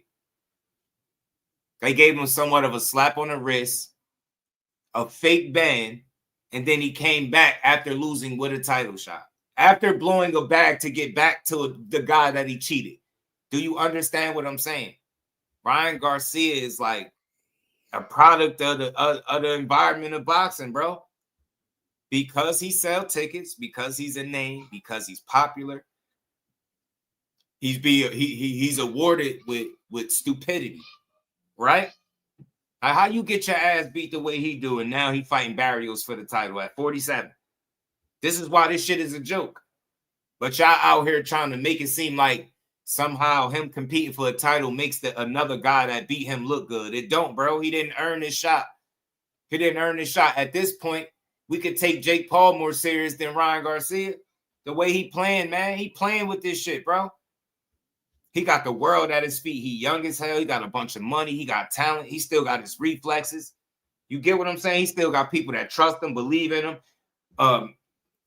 He been going at it with Oscar De La Hoya forever, but he's still being pushed by Golden Boy. Like he still got a big major platform pushing him. He don't take this shit serious, bro. I don't care what nobody say. He don't take it serious. That shit gonna catch up to him. At some point, you gotta lock in, bro. And shout out to my guy OP. What's good, Auckland? How you feeling, bro? At some point, you gotta lock in and take this shit serious, and you ain't taking it serious, bro. Lock in, G. Lock in, man. Lock in. Take this shit more serious. And like this, think about this for a second, y'all. Think about Ryan Garcia, 100% focused, committed with a nutritionist, all types of shit. Like all jokes aside, all seriousness, y'all. Imagine that though. Imagine Ryan Garcia. 100% locked in on boxing with a nutritionist, not blowing up in weight, no smoking, no drinking, just locking in. A trainer of his choosing with a good trainer, just a damn world-class trainer right in his corner, right? And just say he's fully committed to the sport of boxing. No blowing up in between fights, right? No bunch of partying, no drinking, no smoking, no none of that. Just taking this shit serious, locking in like his life depend on it. How good do you think he'd be? How good would 100% fully locked in and committed Ryan Garcia be? And how interesting could that be for the sport of boxing? A clean Ryan Garcia, by the way, y'all. Clean. No Osterine, no PDs of any sort, right? Imagine it though. So look, I ain't gonna fully knock him because you never know how you'll respond to going from being super broke to being up, all the way up. You never know. You get what I'm saying? Maybe the money has killed his desire, his hunger to be greater than what he is right now. But it's all in his hands. Like I said, he's sparring streamers. He out here making weird clips. Shout out to OP. That's what I like to hear, my guy. Ryan Trues, what he takes there. And that's the problem, man. He don't take his career serious enough. And as a result, I think he gets mixed results. It goes to show you how talented he is. It goes to show you how talented he really is, though. Goes to show you how talented he is, yo, because it's no telling how much did he dedicate to the sport of boxing and how much he leaving on the table. You will never know with Ryan. And he's made it this far. He's made it pretty damn far with seemingly not taking boxing as nowhere near as serious as his contemporaries. You get what I'm saying? Like, he legit didn't earn a title shot. Devin Haney earned everything he get, right?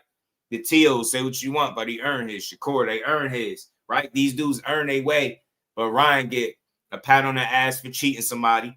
He get the media standing behind him for cheating somebody. Dante was good, Brody. You get me? The media got behind him and shitted on Devin. Never forget that. The WBC fake banned him. And then as soon as the suspension was up, gave him a title shot and bigged him up. He's been coddled the whole way. They give him his way because I think he sell tickets. And that's the unfortunate part about boxing, but that's where we at. Shout out to Mike Kirkland, man. Always support. He said, we're calling boxing straight. You know that's how we got to do it over here. Shout out to my brother for always.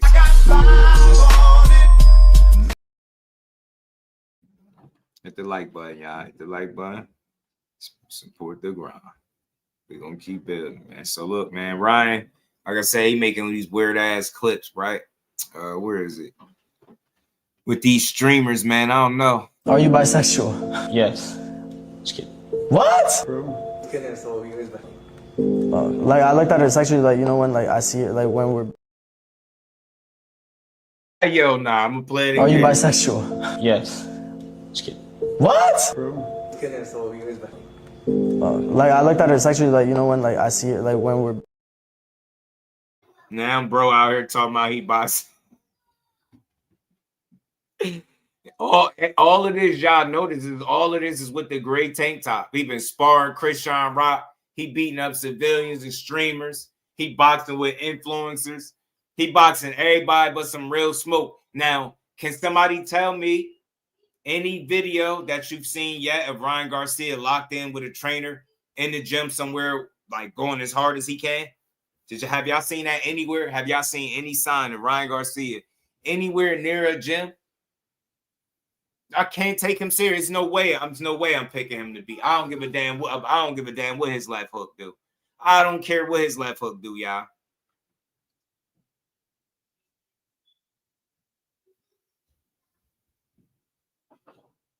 I don't care what he say, y'all. I don't give a damn what he say. I don't care what he say, man. He ain't taking this shit serious. Yeah, Mr. M Pride, what it do, homie? That's what he just said. Bro said he bisexual, bro. That's what type of time he on.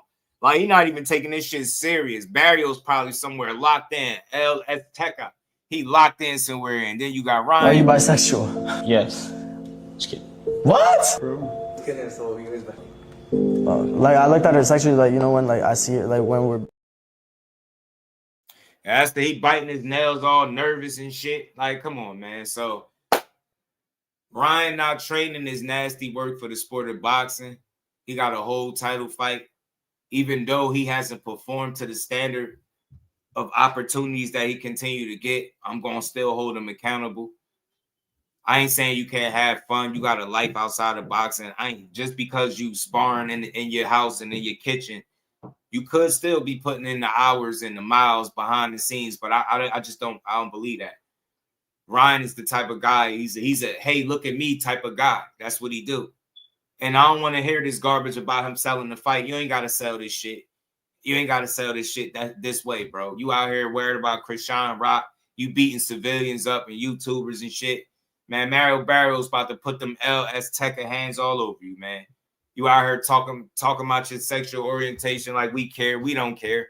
But he wild. I don't think he taking the opportunity serious, and I feel like it's a matter of time before we catch up to him, bro. You got to lock in.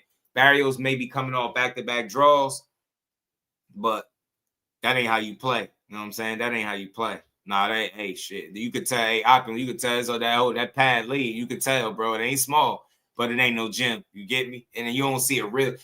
the most disturbing part about it is you don't see a trainer nowhere like, yo, lock in. Like, where are the people at that's like, yo, lock in? You know what I'm saying? Where your people at that's telling you to lock in, man? You get me, Ryan? Where those folks at, bro? Yeah, nah, he's biting his nails all nervous and shit. He wild. What? So, look, man. Nasty work not training before your first title shot that you didn't earn. But I can't say I'm surprised because he didn't earn this spot. So, you get what I'm saying? He didn't earn the spot, so I can't expect him to take it serious. He should be doing everything a real champion should be doing to prepare for a fight, but I don't think he's taking this shit serious because he ain't taking his career serious. I think he up and down. I think he back and forth. I think he's a guy that's gotten where he's gotten off his name, popularity, and just like sheer talent and athleticism. I think he's always lacked discipline. You heard Canelo speak about him when he was working with them. Right, he's always lacked discipline, so it's no surprise. And I don't think you reward an undisciplined guy with opportunities, title shots, fake bans. I think he needed a real serious suspension. I think he needed a period of time that really affect his career, right? The way Devin Haney's was affected. I just don't think he's ever had to really be punished for his situation. So he hasn't had the incentive to have to change, right? Think about it. Look where cheating got him, y'all. Look where cheating Devin Haney got him. All it got him was more press, more people talking about him, more interviews, more talk. He got suspended, but then got an opportunity, a fake ban, but then get a title shot after fumbling the bag to get to the guy he cheated. It just go on and on. So nasty work by Ryan, not training. I got Barrios, bro.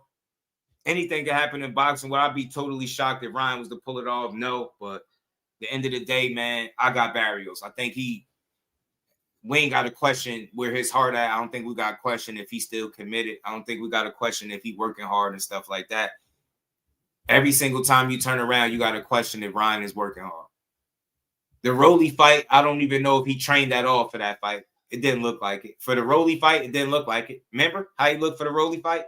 He looked bad for that. Think about something. He looked out of shape, but he was just on the power pellets with Devin. He was in bad shape for that fight. He was in bad shape for the Rolly fight. And I don't know what he's doing right now with this fight. I don't know. He took some weight off, but he don't look like he's taking this shit serious. I got Barrios beating him on points.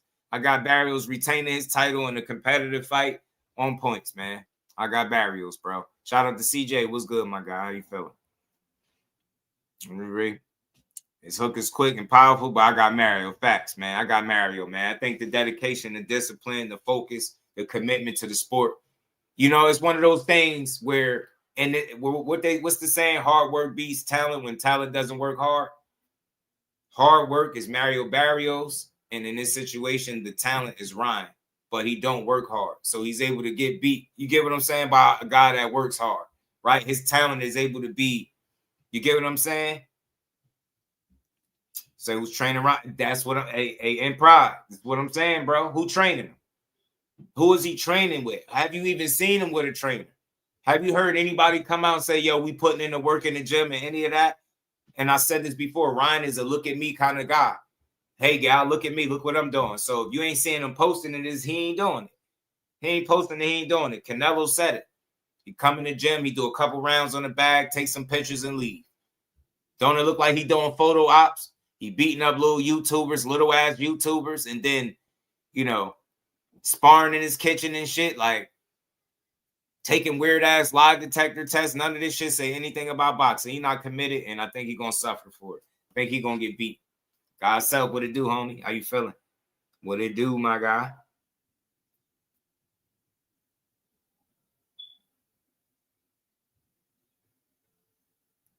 It's good. Ryan needs to stay off stream. He needs to stay away from him right here.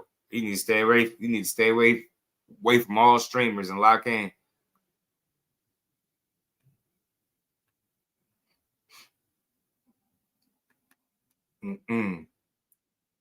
So ultimately, man, yeah, like I said, I got Barrios, man. Hey, you ain't gonna keep getting by. He getting older. At some point, your habits got to change, bro. And I want to see him establish good habits. I just see the same old Ryan Garcia. Oh, I'm athletic. I'm fast. I'm strong. I got a left hook. I can knock everybody out with my left hook. I don't got to train that hard. I'm going to keep getting opportunities. I'm popular.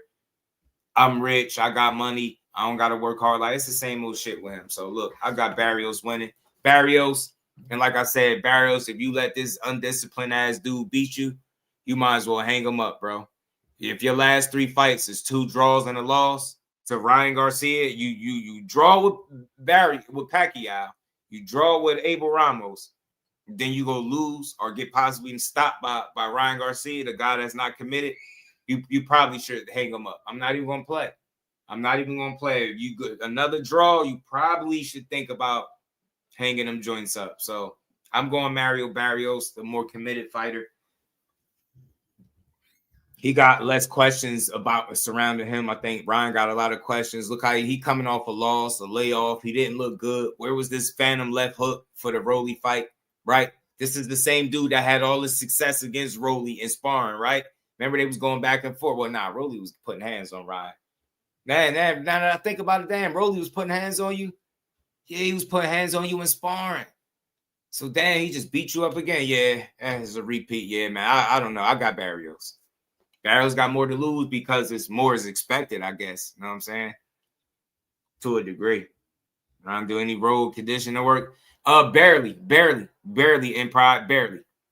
You know what I'm saying? Barely. You know what I'm saying? Yeah, I think you got to have more than a left hook. He said Ryan was trapped in the closet, trained by the damn reflex ball. I'm telling you, that damn Cobra bag, Shower. I'm tired of that Cobra bag. But that's what it is. He out here bearing his truth, you know what I'm saying, revealing to the world. And I just don't think none of this got nothing to do with boxing. He's not focused. He's going to lose. He's going to lose. But let's keep building, man. Let's keep building. So we'll see come fight night. All this could mean nothing. Ryan goes out there. He could spark Barrios. But I think fight night, we're going to find out if it's a matter of Ryan winning the fight because he really was all the way locked in and fooling us, or if it's more of Barrios just not looking like what he need to look like. Get what I'm saying? A guy coming off 2 draws, I can still give you credit for if you beat him, but it's how you beat him for me. So we'll see.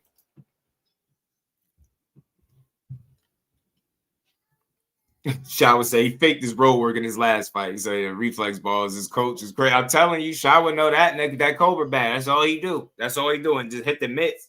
And then he had you put on a bodysuit and punch you in your ribs and collapse like random civilians. Like his whole training camp consists of beating up civilians and streamers, bro.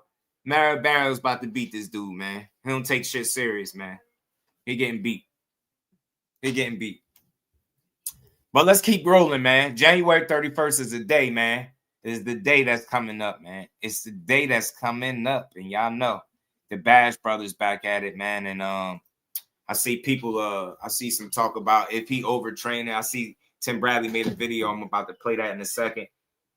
I see people, the conversation literally started as Shakur Stevenson overtraining for this fight. And I mean, I guess it's fair.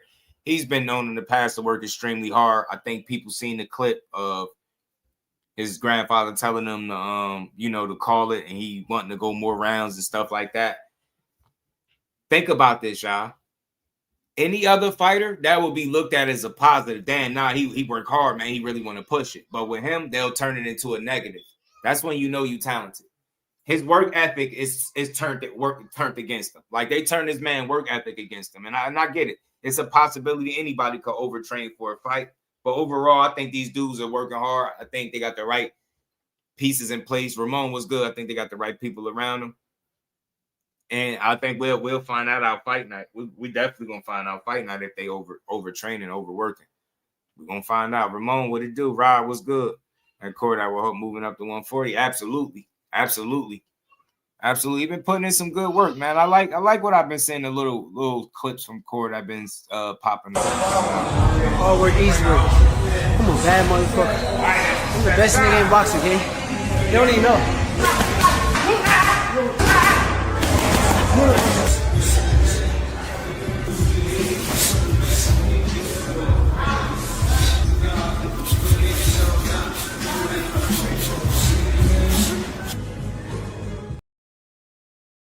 Boom, boom, boom, boom, boom.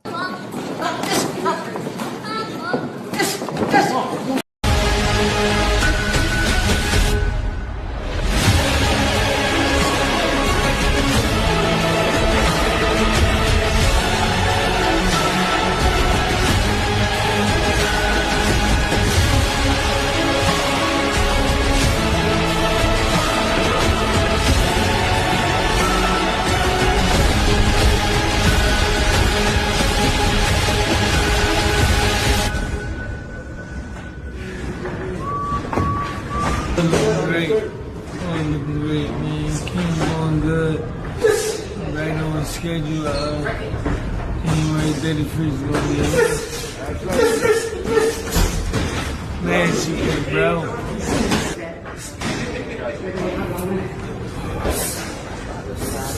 Box. No, you listen to me. That too. You listen to me. Yeah. Off the first question. 20 minutes.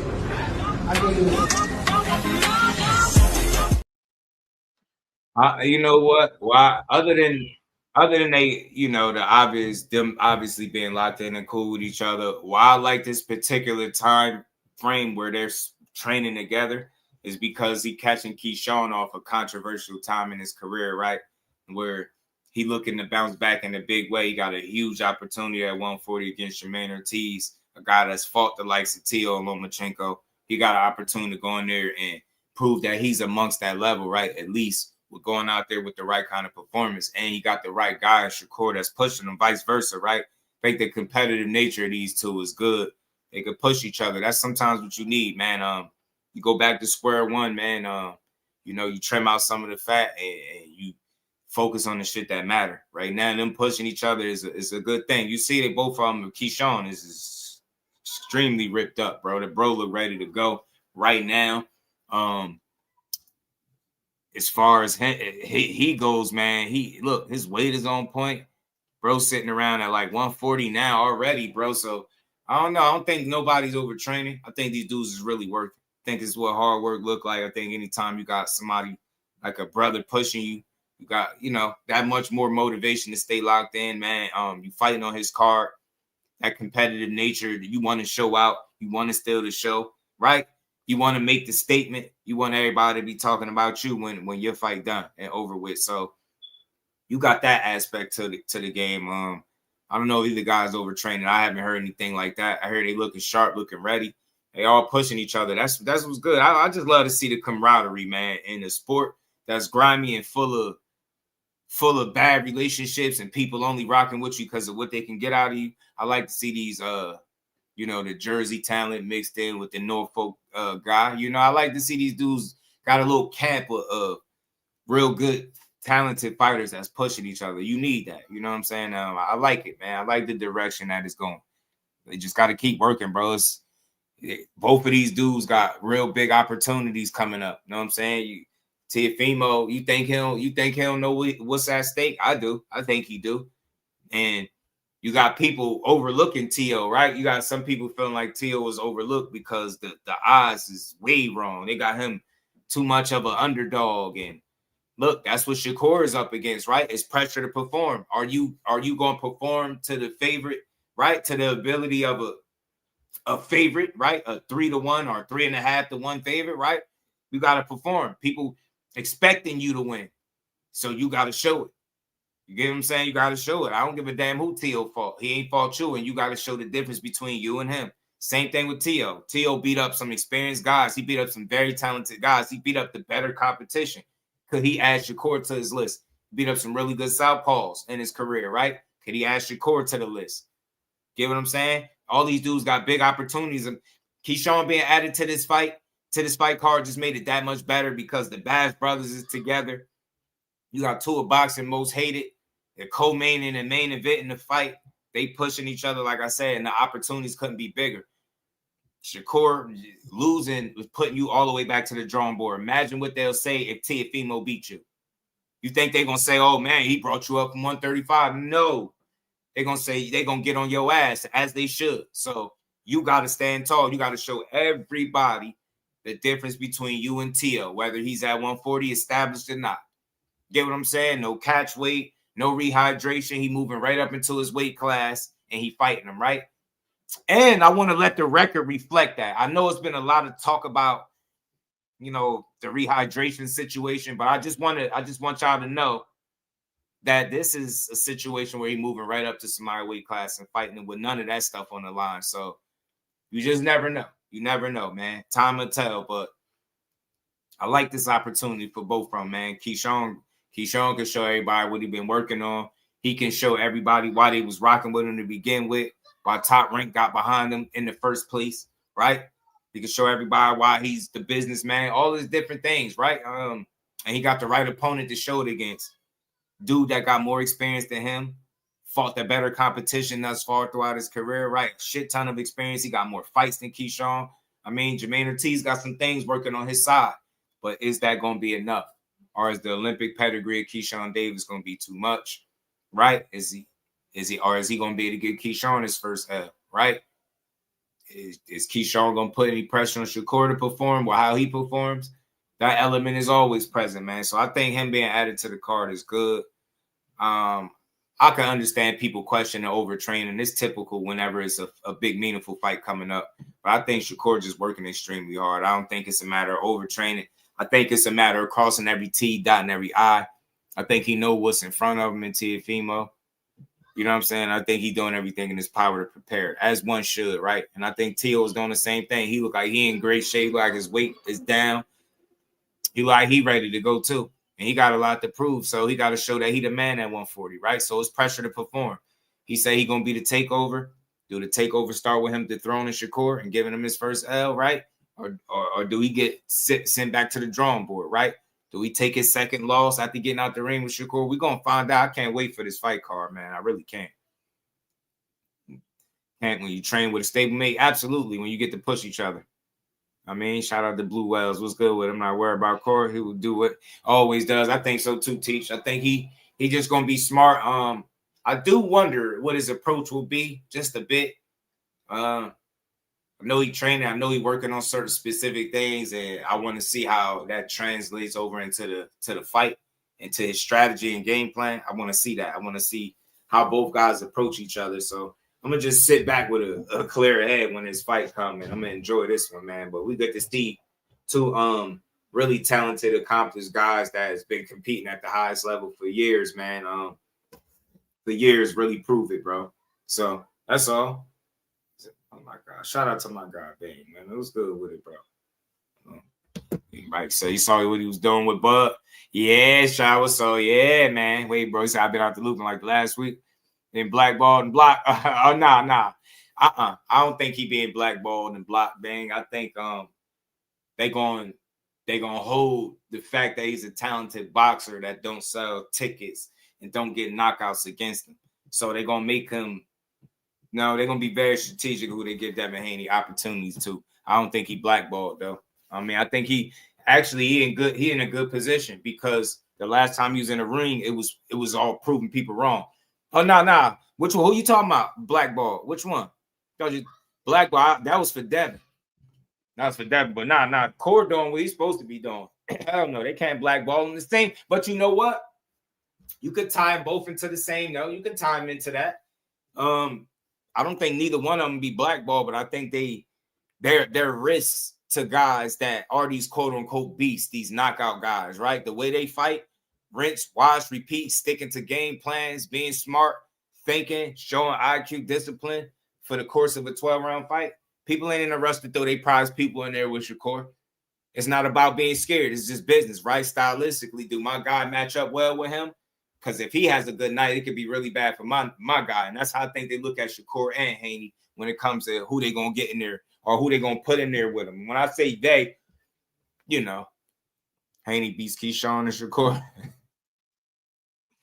Man, I hope we get to find out one day, bro. I swear. I hope we get to find out. I'm gonna just leave that. I'm gonna let. I've been giving Haney his just due, so I'm gonna keep giving him his just due. I don't even want to put him. When Shakur get to 47, he get there. Right now, I think Teofimo is the important fight, bro. I think it's a risk. You know what I'm saying? It's always a risk when you fighting the best person you ever been in a ring with. So I say once he get through there and see what his next move is, but until he ready to go to 47, I'll reserve a bit of judgment for that. But we'll see. Yeah, Ryan definitely overlooking. Definitely. Specs, what it do? Ryan definitely overlooking. Definitely overlooking this guy. But yeah, man, these two dudes, man, the Bash Brothers is what I call them, bro. This is what I call them the Bash Brothers, bro. I think they there to push each other, and I think it's gonna help, man. I think both of these dudes will be fine. Keyshawn Davis, you see that clip that I played. As a matter of fact, I'm gonna play it real quick while I pull this video up, because I think I got some of their videos from their training. I'm gonna pull up, but you see the video, man. This is Keyshawn on his way getting back, so this is a big opportunity. My biggest mistake I actually made in my sport actually came like last year. Defended for my world title, and I had to make my weight at 135. I missed weight. I missed weight by like 4 pounds. I went from like the poster child to the most hated in an hour. After I missed weight, everything just fell by the wayside. Everything was just horrible, really. I can say from June to November, I was lost. I didn't know when I was gonna get back in the ring. Like, I was hiding from the media. Like, my friend Austin and my friend Ethan, I'm talking to them like, look, I'm retired from boxing. I'm done with boxing. This was last year, June, you know what I'm saying? Because I got unfocused. After I just became a world champion, after I went to the Olympics, after I did everything I said I was gonna do, I still became unfocused. And one mistake made me feel like I wanted to quit boxing, you know what I'm saying? Even after I got everything I wanted. So once y'all get there and y'all getting all everything that y'all want, y'all gotta stay locked in, because it can get taken away just like that. We're athletes, and that's the life we live, you know what I'm saying? So yeah, y'all working towards what y'all want right now. When y'all get it, it's not enough. There you go, man. That's some wise words from him, man. So that's him on the bounce back. That sounds like somebody that know they understand they got something to lose. And that's why I say sometimes you need to hit your head a little bit to know where you need to improve, man. He bumped his head a little bit. He made some mistakes. He paid for them immediately, and he made him a little bit worse with his decisions outside the ring. And you see where that left him, questioning if he don't know when he coming back. I'm retired from boxing, man. Feeling like shit. And I knew he don't want to feel that again. And I personally asked Shakur, what was one of the worst moments, or how did it feel to miss weight? He said that was the worst feeling in his career. So you got to think, I'm pretty sure Keyshawn would say the same thing. So this is what makes this even more exciting, because this is a bounce back opportunity for him, man. Like I always say, the bounce back is greater than the fall. So we're going to see just how committed he is to bouncing all the way back. What better way to do it than sharing the stage with somebody that you look at as a brother that is the reason that you where you at, based on your own words, right? So let's see how committed, how focused you are. You made some changes in your corner. Let's see if that affects you positively or negatively. You know what I'm saying? Let's see if you being on this stage after this situation is a plus or a minus for you. So he got to handle business, bro. But I think he will, man. I think he will. This dude, I hear a lot of good things about him, man. So I say only thing he can stop him is him.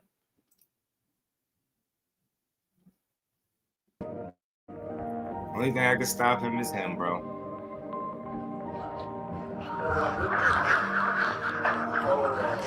George was good with it.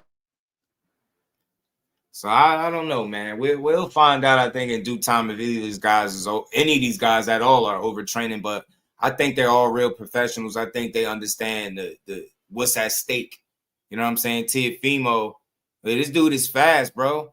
And I could see him up at 47, bro. I wonder if this is Teo last fight at 47, because they did say that. They did make that statement. He be looking kind of big, man. Yeah, and Teo ain't playing. Teo ain't playing.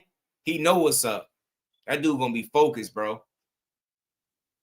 I got a question for the chat. Is the Teofimo that beat Lomachenko good enough to beat the version of Shakur that's gonna be in the ring fight night? Because I keep hearing people say it.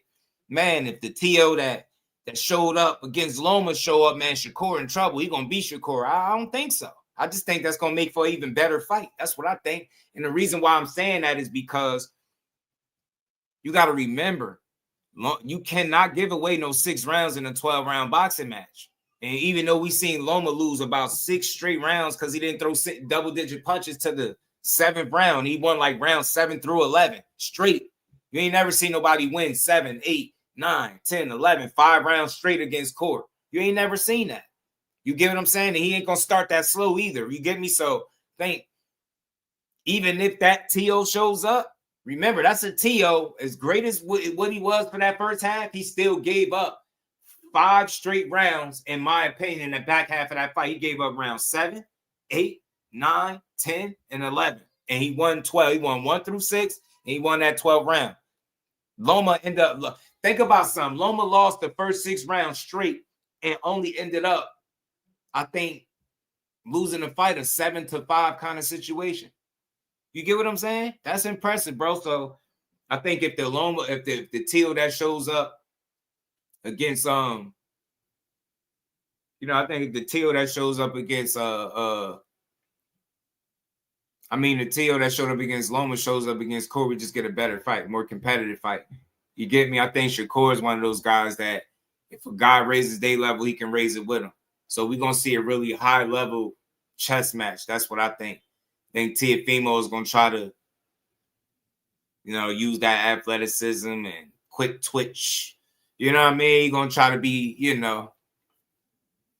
I guess, creative in there. But I don't know. I don't know if that shit going to be enough. You see Benavidez agreed to fight Better Beef. I ain't surprised. Benavidez to fight all them dudes, bro. No, Loma didn't want Shakur. You know it. You know it. They only lost. And that's the only thing, man. When you really break down all they fights, they both got around the same amount of fights. And the only loss is obviously Teo's loss to Cambosis, but there's no book out there yet to beat Shakur, right? As far as like on tape. At least with Teo, we seen it. You know what I mean? And we seen some things that can give Shakur issues for sure on tape, because ain't none of these dudes invincible. They all have weaknesses. No, man, Teo ain't playing no games, man.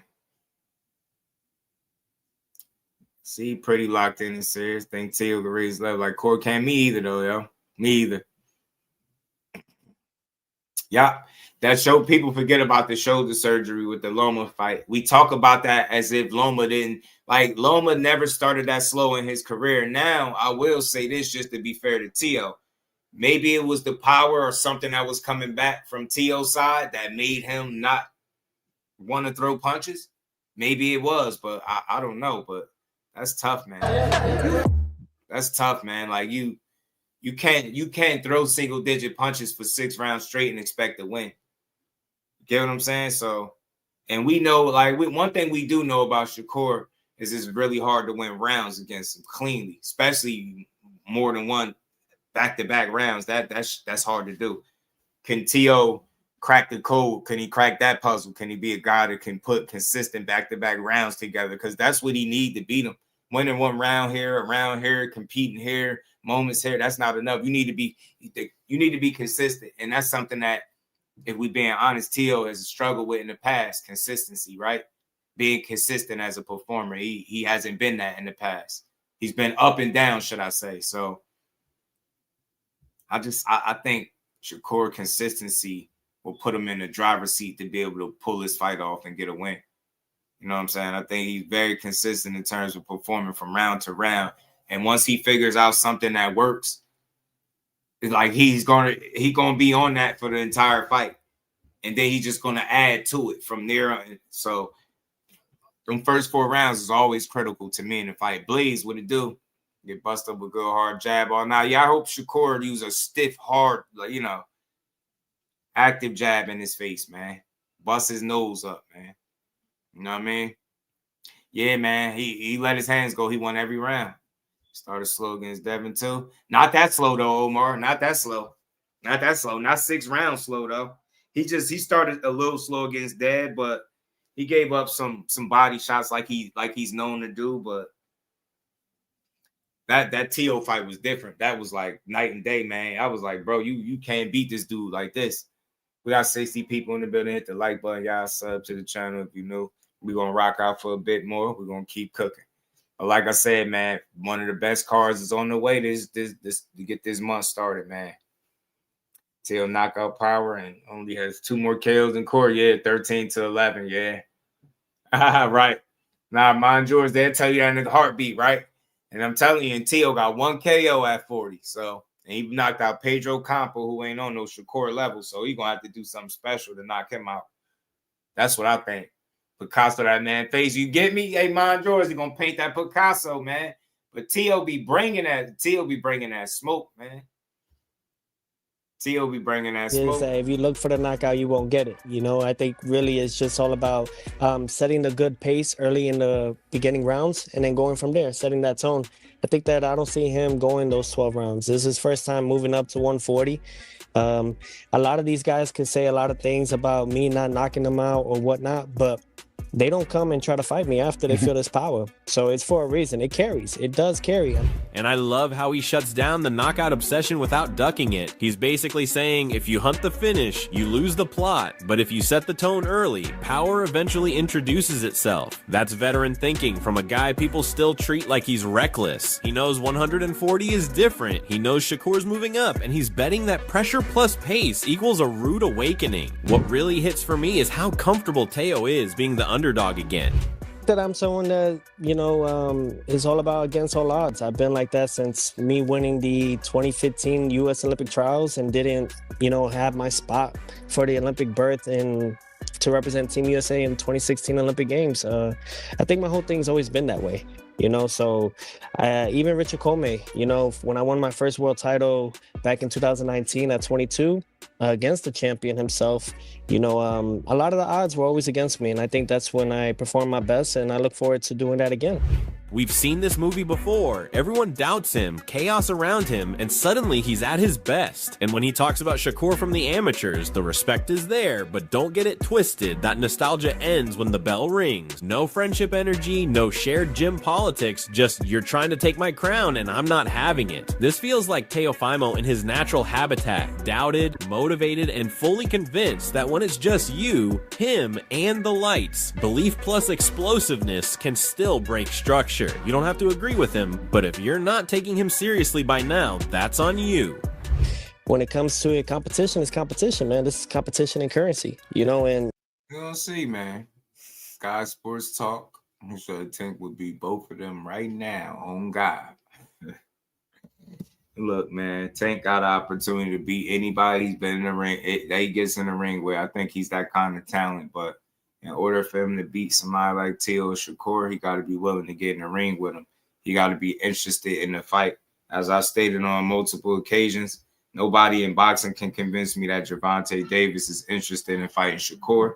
That's just my opinion based on what he said, what his team put out. None of that says I want to fight Shakur Stevenson. The only thing I've ever got for me is that why should I fight him? He not on my level. I'm not taking a pay cut. He ain't going to let us do it. It's a number of things that they've said for me, in my opinion, and none of that has said, yo, we're planning on fighting Shakur Stevenson. As a matter of fact, they went as so far as to knocking him and saying they're not even on the same level. Like that wouldn't be the best guy that he ever fought on both sides. So, nah, I don't think they've ever wanted to fight Shakur. I just think he's always been programmed to do everything else. I don't think that is ever a focus of theirs. Just my opinion. As far as Devin Haney, I think that fight is less likely to happen than even him and Shakur because Devin is up at 47. I don't see Tank going back to 140. Again, that's based off what he said. He done it once. He was uncomfortable. He ain't doing it again. So I don't know. Could he beat Teo or Shakur? Absolutely. But he'll have to target one of those guys. They'll have to be a priority. He'll have to have interest in fighting them. And right now, I can't say honestly as a fan that we don't know what his interest is, but maybe it's getting back. And then we'll go from there. I don't want to put no words in his mouth and say he ain't going to do this or do that. But just watching it, since I've ever heard that conversation about them fighting each other with Shakur and Tank, I've never heard a positive conversation that makes me feel like, okay, yeah, they want to fight. It's a whole bunch of his performances is bad. This is why the fight didn't happen. It's, oh, he won too much money. This is why the fight didn't happen. Oh, he signed with this one. That's why the fight didn't happen. Oh, he signed with that one. That's why the fight didn't happen. Oh, he's working and doing business with that one. That's why the fight didn't happen. And it's like, at some point, you got to call it for what it is. So you're telling me, no matter who I work with, everybody I work with is the problem, and everybody I work with is the reason I don't want to fight. And like, you get what I'm saying? At some point, that shit just sound ridiculous. So I think we just got to let the business of boxing work that fight out, and both parties involved give us. One guy said he ain't interested, so there's no way I could entertain the fight until he say something different. You know what I mean? But in the meantime, you got a damn good fight in Teo in court. You know what I'm saying? We get to see it. In a strange way, Shakur not being able to get a Tank fight has kind of positioned them to take a Teo fight, right? Forced them to look for the next best option, right? Would this result into a loss? Is he biting on more than he could chew going up to 140 messing with Teo? This is why I love boxing, bro. Like, you give him, so say he's not going to let us do what we do. Yeah, so that's just what it is, all right? That's just my opinion. I know somebody else will say a bunch of other things, but I'm just giving you a quick rundown. Like, everybody just about, with the exception of maybe about a handful of people that I like when we discuss that, if you're telling me one guy is not on that other guy's level and that's what you resting your hat on, you don't really want to see the fight. You get what I'm saying? If you're telling me a guy is scared and no matter who he works with is because he don't want to fight, it gets weird. It gets weird.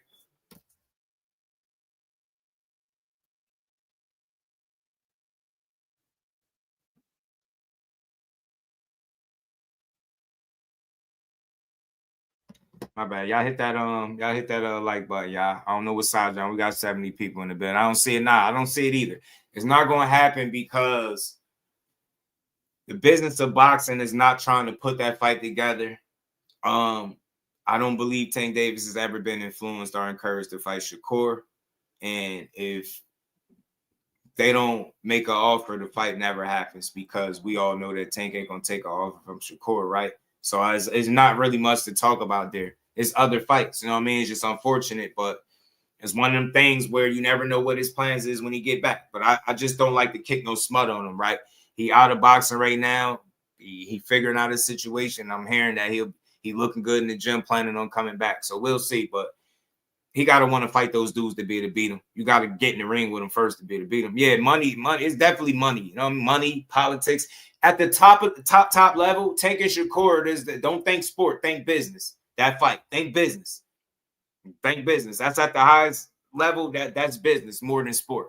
And, you know, guys got to want fights, bro. Simple and plain. Guys got to prioritize and want fights. When I say want fights or a guy doesn't want to fight, don't mean, you know, he's scared. I don't think the powers that be has ever influenced him to go in that direction to fight. I don't believe that. And I don't believe on the other side, it's been no effort either to making that fight. Let me be very clear on the other side as well. I just don't see it, right? Now, I mean, one guy got obviously more control to make more of the moves, but the fact that it's only been a preliminary conversation is a crime. But let's keep building, man. We do have this fight coming up. We do have this. And some people feel like Teofimo is being overlooked, underappreciated, slept on. They think Shakur Stevenson is being overpraised. You can't be friends in this game. I don't see it. I think that's what makes them soft. It's what makes our era a little bit fragile. So I think the guys like myself that still carry that with the heart of a champion and holding the Ring Magazine world title, I think that maybe we have a different form of looking at it and make boxing great again. And just when you think this buildup is going to stay respectful and tactical, the press conference turns into controlled chaos in about 5 seconds flat. I'm watching this and thinking, yeah, this is what happens when two confidence engines collide and neither one has... I can't wait to see this, man. I think dudes are aware of losing the O, Ryan. I don't think they scared. I think they're aware. And can you think of the last time, Ryan, somebody lost their O and they didn't get, like, crucified for doing so? You know what I'm saying? Like, we don't even allow guys to take a loss and we'll say he got exposed and all that stuff. And no friends in boxing is a lie. It's always been friends in boxing. It's always been friends in boxing, bro. Don't believe the hype. Since the beginning of time, bro. There's been people that literally didn't fight. Some of the fighters that's looked at as some of the best from the days of yesteryear that didn't fight each other because they were cool. Don't let nobody fool you like that, man. That's bullshit.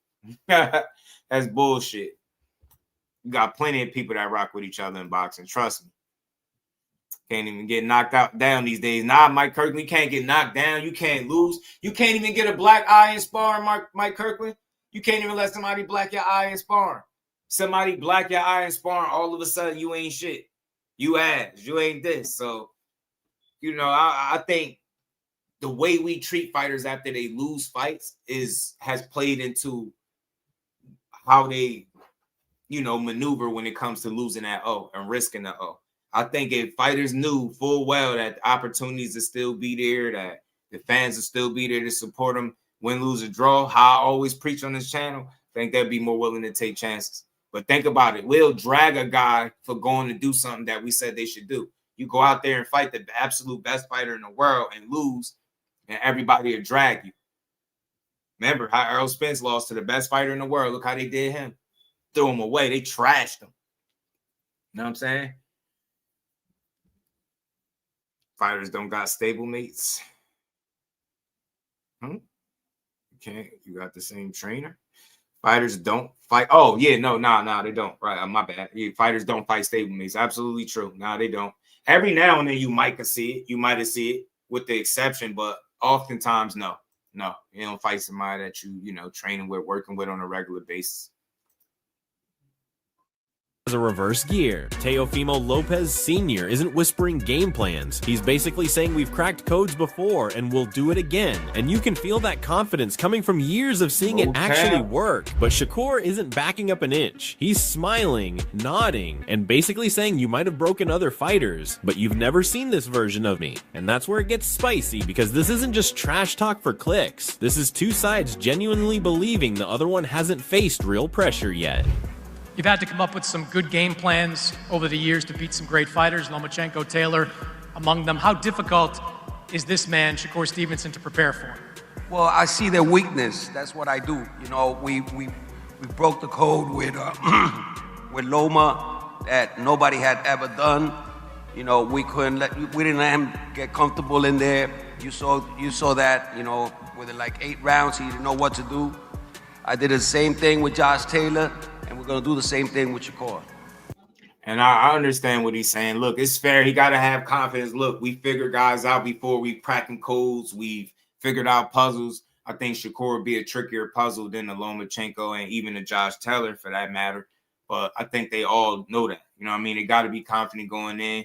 But I think this is one of those fights where guys can't afford off nights on either side. An off night could result into a potential loss if the other guys, you know, on that night.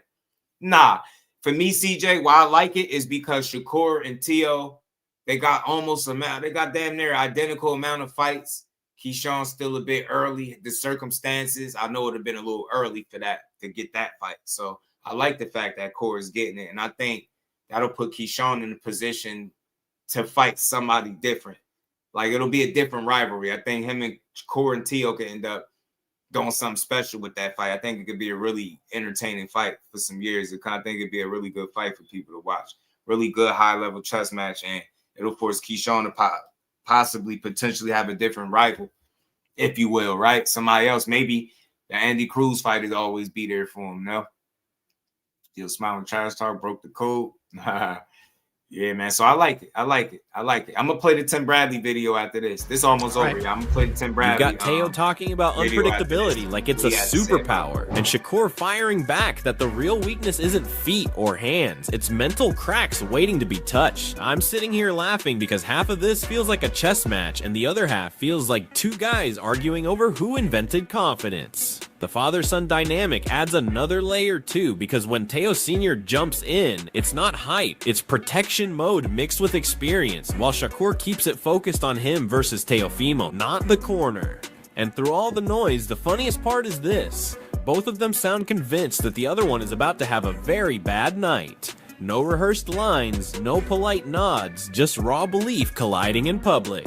You can joke about the back and forth, but moments like this tell you something real. Neither man plans on adjusting to the other's comfort zone. This isn't friendly tension. It's two undefeated mindsets arguing over whose reality is about to survive January 31st. As you listen to Teofimo Sr., any reaction to what he just said? I'm not none of them fighters. I think that he did some great things against them guys. I seen a lot of weaknesses in his game too, and something that he said earlier, he said, Teo never lost to Southpaw. Well, I never lost to Orthodox. So. A cool little element, man. He ain't never lost to Southpaw. He ain't never lost to Orthodox. It ain't no different, but the difference is you never fought no elite fighter. Okay, I don't think y'all did either. Oh, so you gotta show it, baby. Here's my honest read. Once you strip away... Okay, then you gotta show it. And look, that's fair. Look, you like... What you shown is what you shown. We all know Shakur talented as hell. It don't take nobody. You got to be blind to think otherwise. But can he show the level of talent that he's been showing against a guy that's on Teo's level? That's a fair question. That's all Teo Sr. is saying. I know core confidence. He's like, bro, watch me. Watch me. I'm going to show it against your son that night. But he got to. I think it's a fair question. Can you be as good as what you've been in the past, right? Can you have your best night against a guy that is on Teo's level, right? Accomplished, established at the weight class, right? Multi-division champion, right? You got the accolades, he got the resume, he got the experience, got the big fights. You know what I'm saying? So it's a lot to like. The more I talk about it, the more I like it. That's why I'm glad this month is going, and I'm just ready to see some good fights, man. I'm ready to see some good fights. Bad night, Teo Shakur. Shit. I think that could show up at some point, possibly, Ryan, the fact that Teo allowed somebody like a George Kambosos to beat him, because George Kambosos on any night doesn't beat a Shakur to me. Like, I feel like too much shit would have to go right, literally, for George Kambosos to beat Shakur. I don't think he ever goes into a fight emotional the way Teo did, and then it backfire on him. That's the thing, man. It's mental. He be locked in. And he's strong, he's smart, but anybody can show cracks and weaknesses and just take the right person in the right circumstance and situation and bring it out. Can Teo provide those uncomfortable moments for Shakur on a more consistent basis than what we've seen it in the past, right? And is that going to result to him giving up rounds sooner than he gives up rounds? That's not a dude that loses a lot of rounds, but can Teo change that and be the guy to start stealing rounds early and put some pressure on Shakur, where he's forced to make the first adjustment? Can't wait to see it, man. It's a thinking man. This is going to be a thinking man's fight for sure. The noise, the camps, and the press conference theatrics. This fight is going to be decided by who breaks their own habit first, not who looks better on paper. If Shakur keeps it perfectly clean, disciplined, and patient, he can absolutely box his way into long stretches of control and make Teofimo question timing. But that's also the danger, because Teo doesn't need control. He needs moments. And moments are where structure cracks. I like this. Shout out to HQ, man. Yeah, I think he ran into his share of elite fighters as an amateur, bro. I think that's something where it kind of gets overlooked. I think that's where his seasoning comes in Pride. Seasoning, the amateurs fighting, traveling the world, fighting guys where you can't pick who you're gonna fight. You don't know who you're gonna fight. You fighting the best talent there. You know what I'm saying? He's proven that as an amateur. He's proven it as a pro. Now he gets to prove it again against a real, I think, world-class guy in Teo, where despite the one loss against Kambosos, you can't say Teo ain't an established world-class fighter. So he definitely ran into some elite guys, I think, in the Olympics, whereas he went further, obviously, as an Olympian than Teo did. And they're both kind of, neck and neck as professionals, right? We're competing. Core got 3 divisions. Teo got 2. He was unified in 1. He got some accomplishments, man. But Teo got the better wins on the resume. So this is like back and forth. On paper is really interesting, but in the ring is where the real magic gonna happen, man. I don't think this turns into a highlight reel early, and I don't think it stays pretty all night either. I see rounds where Shakur makes it look effortless, followed by sudden bursts where Teofimo reminds everyone that one wrong reset costs you everything. The key for me is pace. If Teo successfully forces Shakur to work just a little harder than he wants to, especially in the middle rounds, the dynamic shifts fast. Shakur's IQ is elite, but Teofimo's explosiveness isn't theoretical. It shows up whether you invite it or not. my prediction isn't a blowout, and it's not a snoozer. I lean toward Teofimo late, not because he outboxes Shakur, but because pressure plus belief plus timing creates chaos that pure control can't always contain. Either way, don't be surprised if half the audience thinks the other guy won, because this feels like the kind of fight where inches, not knockdowns, decide the verdict. I don't think y'all did either. I ain't see. Not on my son. I ain't see Lomachenko throw no punches. You've never been on a big stage like this. I didn't see Lomachenko throw punches for 6 rounds. You've never been on a big stage like this. I didn't see Lomachenko throw punches because we for froze 6 rounds. Okay, you gonna see. We gonna freeze you too. You better not throw the towel in. Come on, man. Poor stupid. He said you better not out of your mind. Okay. Shit. My son fought without no air. My son fought without no air against Cambosos. You can't fight for your son. You can't fight for your son. You gonna tell me, man? Come on. You can't fight for your son. I bet you gonna quit. Yeah, okay, you gonna see. All right. So when you zoom, and yeah, man, look, he beat a compromised Loma that didn't throw punches for 6 rounds, and he beat a Josh Taylor that we been all the way 100. Jack Catterall beat and just didn't get that decision against.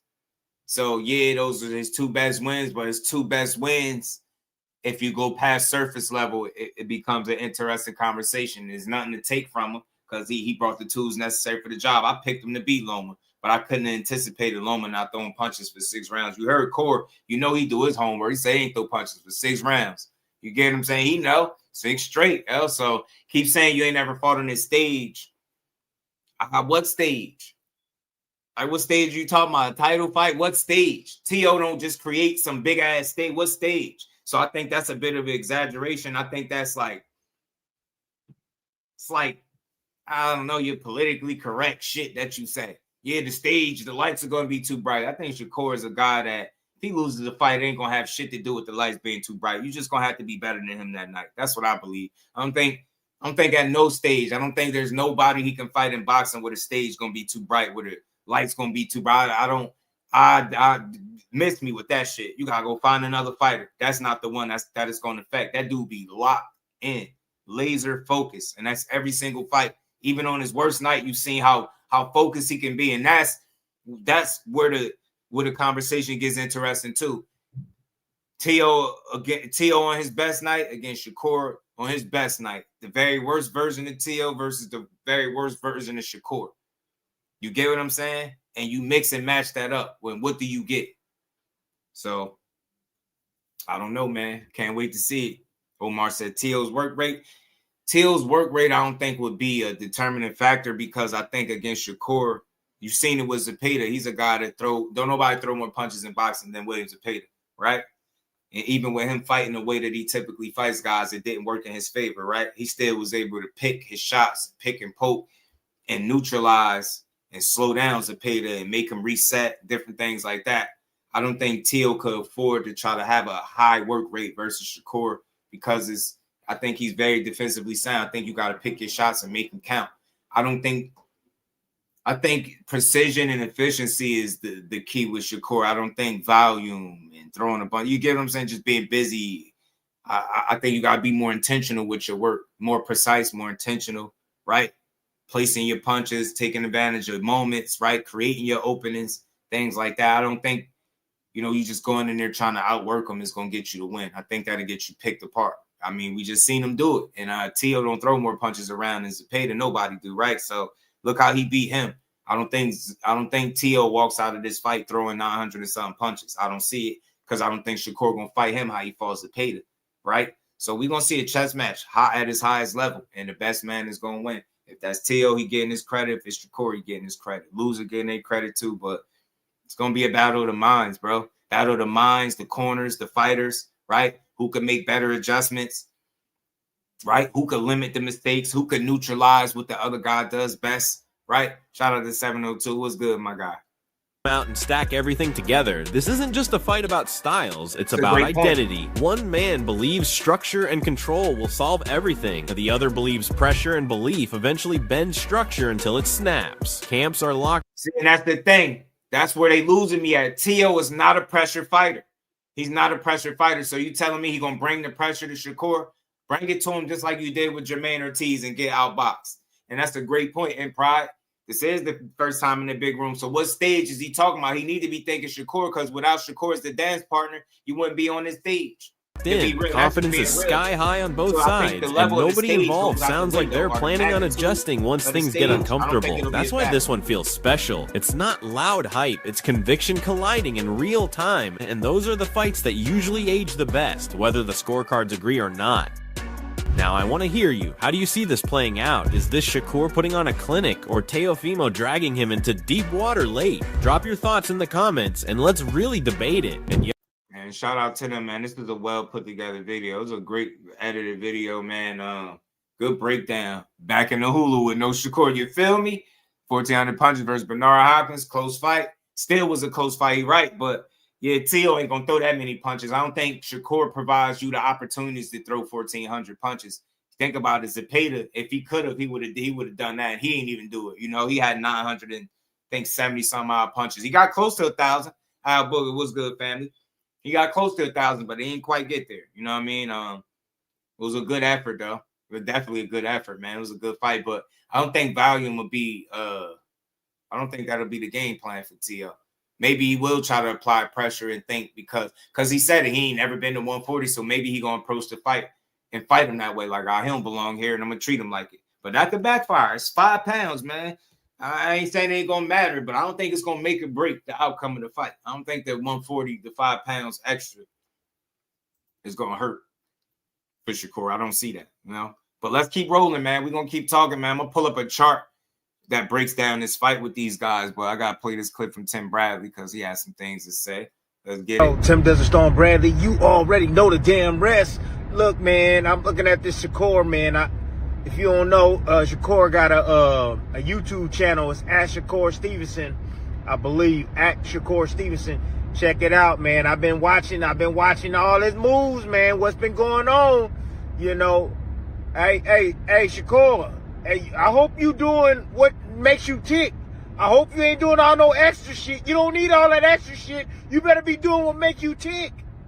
I remember when you went to one of Crawford's camp and you did one of his trainings and you know, a full camp and stuff, man, and one of his training programs and shit, man, got in the fight, and you look like shit, man. You look like hell. That was that Nakatila fight, man. You were like, man, I done stuff I ain't never done before. All this stuff, man. You don't need all of that. Winning 12, damn near 12 round streak is looking like shit. Think about that. This fight is big. You would never hear that from no other fighter, bro. You'll never hear that about another fighter. Man, and you ain't gonna be rested, man. If you ain't resting your hands, taking care of what you need to take care of. Oh shit! One more thing I gotta tell you, Shakur. Man, what you doing with them wraps, man? Stop being cheap.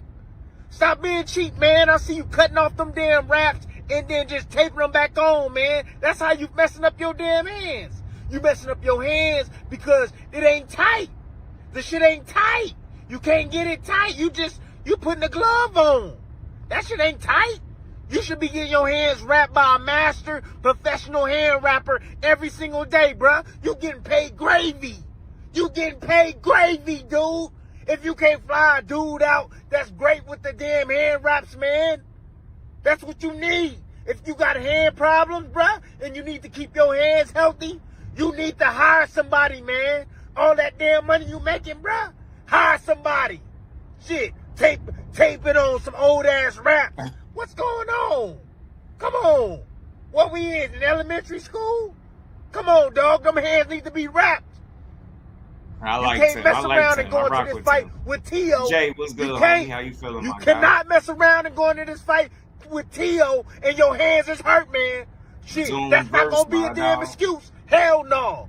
This is a dude, man, Teofimo Lopez, bro. He been going at us. Yeah. And when I say at us, yeah, straight to our face, saying monkeys and bananas and all this shit. All this racist stuff, bruh. This your chance to shut his ass up, bruh. Yeah, that's what it is. It's your chance. So everybody riding with you, man. Shit, but this ain't gonna be no easy task. This dude here coming to bag up every single word he said. Every word he said. And you get in there and you play, and your hands ain't right, bruh, and you ain't in there being a little bit of Pookie with a little bit of Shakur, but you gonna have to bring everything out against this dude, Teofimo Lopez, because he coming for your ass. in every single way. Yeah, those fat every damn way, Shakur. I'm telling you, he gonna box your ass a little bit. He gonna pressure you. He gonna change speeds on your ass. I'm telling you, man, this dude is coming for your ass. You better be ready, but you don't need to be doing all that extra shit if it's gonna weaken you. If you ain't gonna be at your full potential, man, for real. You don't need to be doing all this extra shit. And get a hair wrap, dude. But anyways, that's my time, Tim Desert Storm Bradley, and you already know the damn rest. Shout out to Tim Desert Storm Bradley. You already know the damn rest. Look, man, we was Kangs. He said Teofimo is racist, man. Antonio said Shakur gonna be on his bike all night. Not gonna be an exciting fight. I feel you, G, man. Look, I'll say this, bro. Antonio, can you show me the fight outside of the De Los Santos fight, and even that fight? Can you show me a fight where he was on his bike the whole night? And it wasn't even like that for the De Los Santos fight, but I know that's usually the low-hanging fruit. He got 23 other fights outside of that one fight. Can you show me one fight? One. Seriously. Matter of fact, that fight included in 24 fights. Can you show me a fight where he spent the whole night on his bike? Can you show me can you name me the opponent? I've seen all the fights, but my memory, I forget. My memory ain't the best. So enlighten me, fill me in. What fight is it that I can go to that's going to show me Shakur Stevenson on the back foot the entire night? I need to know the fight because I've been hearing this narrative for years. I just want to put it to bed for the last time. Can we please, this run? Because that's like basically he's going to run from Teo, right? Is Teo a pressure fighter? Get what I'm saying? So I haven't seen a fight yet where he's been on the bike the entire night. The most movement I've seen in the fight is the De Los Santos fight. No other fight can you point to. Think about I just want to put something in perspective. He brought up the Nakatila fight, and he said Shakur looked like shit in the Nakatila fight. He dropped Nakatila twice, got credit for one, but got 2 knockdowns in the fight and didn't lose a single round. And show me another fighter that can win 12 rounds, get 2 knockdowns, and then at the end of the fight, somebody be like, yeah, he looked like shit. Name me a time that you've ever seen a fighter win 12 rounds straight, get a knockdown, they still be like, yo, he ran or he didn't look good. Do you know how high the bar is set when you can win every single round and somebody complain and say you look like shit? Saying you wasn't overly exciting is one thing, but saying you look like shit, winning every round, not struggling at all, do you know how good you got to be for somebody to even say that? Seriously. Or how high should I say that the bar is set when you could win every single round in a fight? Like, he had scorecards of like 120 to 108 against Nakatila. Like, dude didn't get shit. Like, he landed a couple good shots in the entire fight and got cooked for 12 rounds straight. I kid you not. And I guarantee you, anybody in here, if you go back and watch that fight, you're not going to say what Tim Bradley's saying. I guarantee you won't say it. Go back and watch the fight. You will see that he fought Nakatila right in the pocket. He backed him down. He just beat him up right in front of him. No running, no on the bike. That's something people say. You've never watched a Shakur Stevenson fight where he's on the bike the entire night. You've never seen it because it don't exist. It don't exist. Not as a professional. And I doubt if you've seen that shit as an amateur as well. So you won't see it. That right hand hurt. He's supposed to move. Yeah, he had his left was hurt. Forgot about the knockdown in that fight. And Tim was hating like a mother. Yeah, he knocked him down twice. His front foot placement is non-existent. Who front foot placement non-existent? People say he runs, man. Just Shakur Lights, they fire up, they don't say shit. I'm telling you, it don't exist. Shout out to Only Love Muggs. What's good with it, man? It don't exist, bro. They always saying he run. He be right there cooking.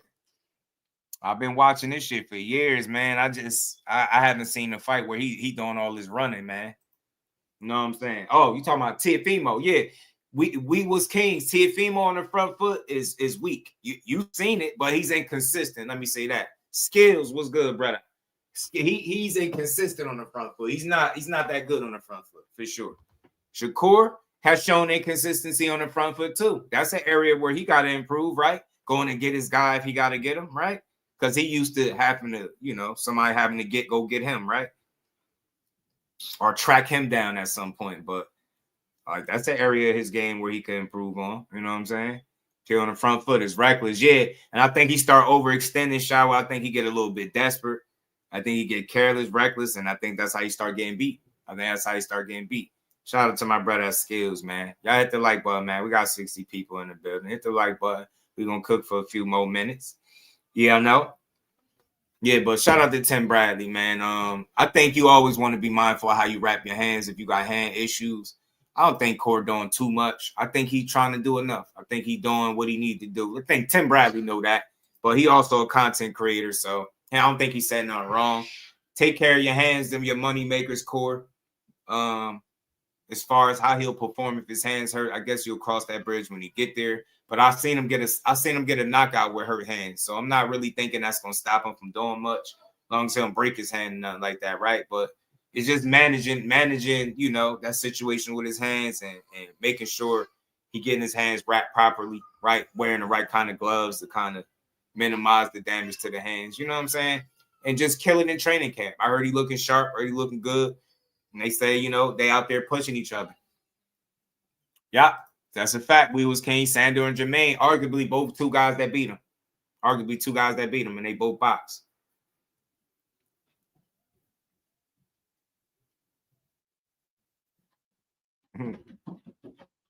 So we'll see, man. Come fight night, man. May the best man win. But I don't think we're gonna have to worry about injury. I think we'll get the best version of these guys come fight night. That's what I believe. I believe we will. Shit, Gary Antoine had a good breakdown of the fight. Shout out to Gary Antoine Russell. But styles make fights. Naturally, I think Teofimo Lopez is stronger than Shakur. Naturally, I think he has more athleticism than Shakur. And he got a good IQ on the sport itself. But Shakur, I feel like he's a more smarter fighter. He's a more technical fighter. You know, I'm not saying that he's a square or he's just a textbook fighter, but he's seasoned, he's poised. I feel like mentally he's more mature. Like he don't go outside of the boundaries on taking risks. So a lot of times you'll see him fight somebody that could be stiff competition, and it'll wind up being a born fight to a degree. You know, that's why everybody was criticizing him for, oh, he's a born fighter. He's a careful fighter. And I feel like with Teofimo Lopez, he's going to be a careful fighter. Now, just because he's a careful fighter doesn't mean that he isn't punctual with how he do things. I think Shakur, he got a lot in his arsenal that he can use to make him be victorious as well as Teofimo Lopez. You know what I mean? So it's a 50-50 fight, and it depends on what fighters show up the night of the fight. Right. You know? But if I had to give you my whole honest truth, if Teofimo Lopez show up and is ready to fight just like how he fought Lomachenko, he'll win.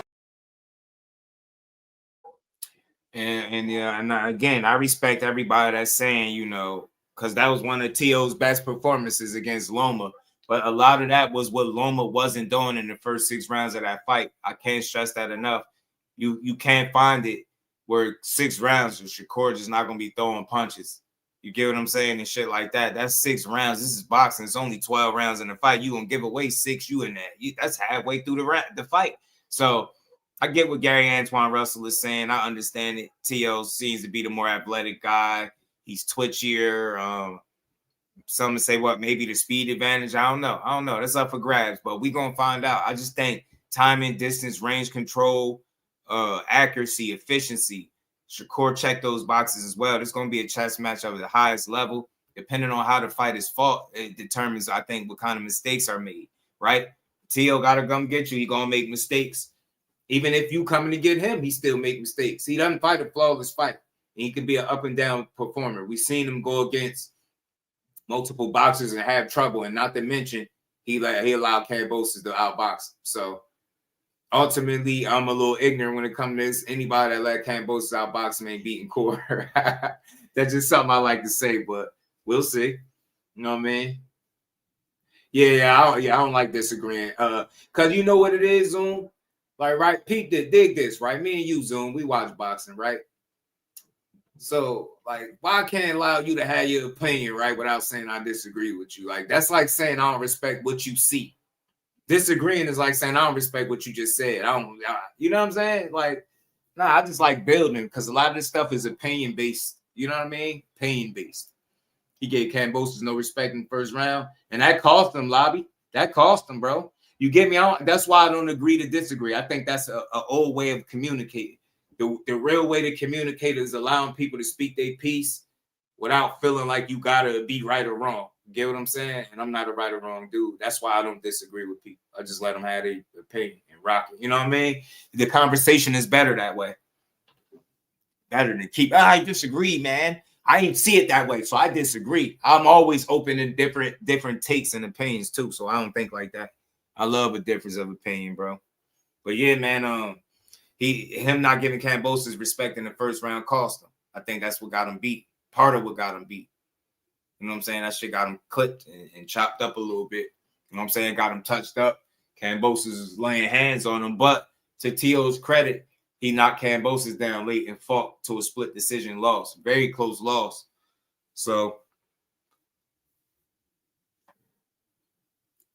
at his worst, at Teofimo at his best is Josh Taylor and Lomachenko. Shakur Stevenson at his best is Jamel Herring. Padley, Zapata. Like, you get me? You got a bunch of fights where you could say he was his best. The same thing with Teo. You got more fights, but just the ones at 140. You know what I'm saying? Are the ones that stand out are you know, Josh Taylor and Loma, obviously. But I just feel like I don't feel like those performances beat a Shakur. I think it's a different challenge in front of you, right? And I think Shakur he gotta do some shit that he ain't did yet, right? It's gonna be a different approach. They gotta be smart and switched on the whole fight. Nope. Then his head call him. Oh yeah. And hey Reef, you know. That's why the camera off is the trick, bro. The camera off is the trick, Reef. I'll be back here chilling. I'm still here. but sometimes it saves you from when you get annoyed. You'd be like, did he just say that? Scores like a more skilled version of Jermaine with a better jab, timing and feet. Yeah, better, smarter, more efficient. The word that rings with me with Shakur is efficiency. You know what I'm saying? Efficiency. He's a very efficient guy. And you see him in the hyped up Oompa Loompa. But hold on, let me pull up this because they had some stats, man. Had some numbers, punch breakdown, and who's more accurate. Look at this. Shout out to my dog behind the hands TV. Yeah, man, you know it. You know what I'm saying? Me and Poker Face. You feel me? Said Ron Sims told me Teal getting cooked on the 31st. I'm a rock with Ron Sims. I believe him, man. Shout out to We Game All Night. What's good, family? You know when you are annoyed. Sometimes I'll be trying to. I'm turning over a new leaf, shop. I'm getting back to the more reserved. Just do. I'm trying to chill. Yeah, I got core too. I got core on points. I got him on points, being more efficient, decisive. Smarter, making less mistakes.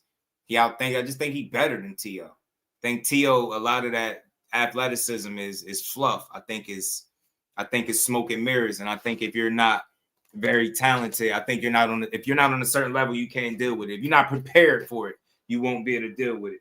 I think Shakur will be able to prepare very well for Teo. I think he got the right elements around him and can't prepare him. And I think Teo is a self-driven machine. I think his father guides him along the way, but I think he wins his fights more times than not off his athleticism.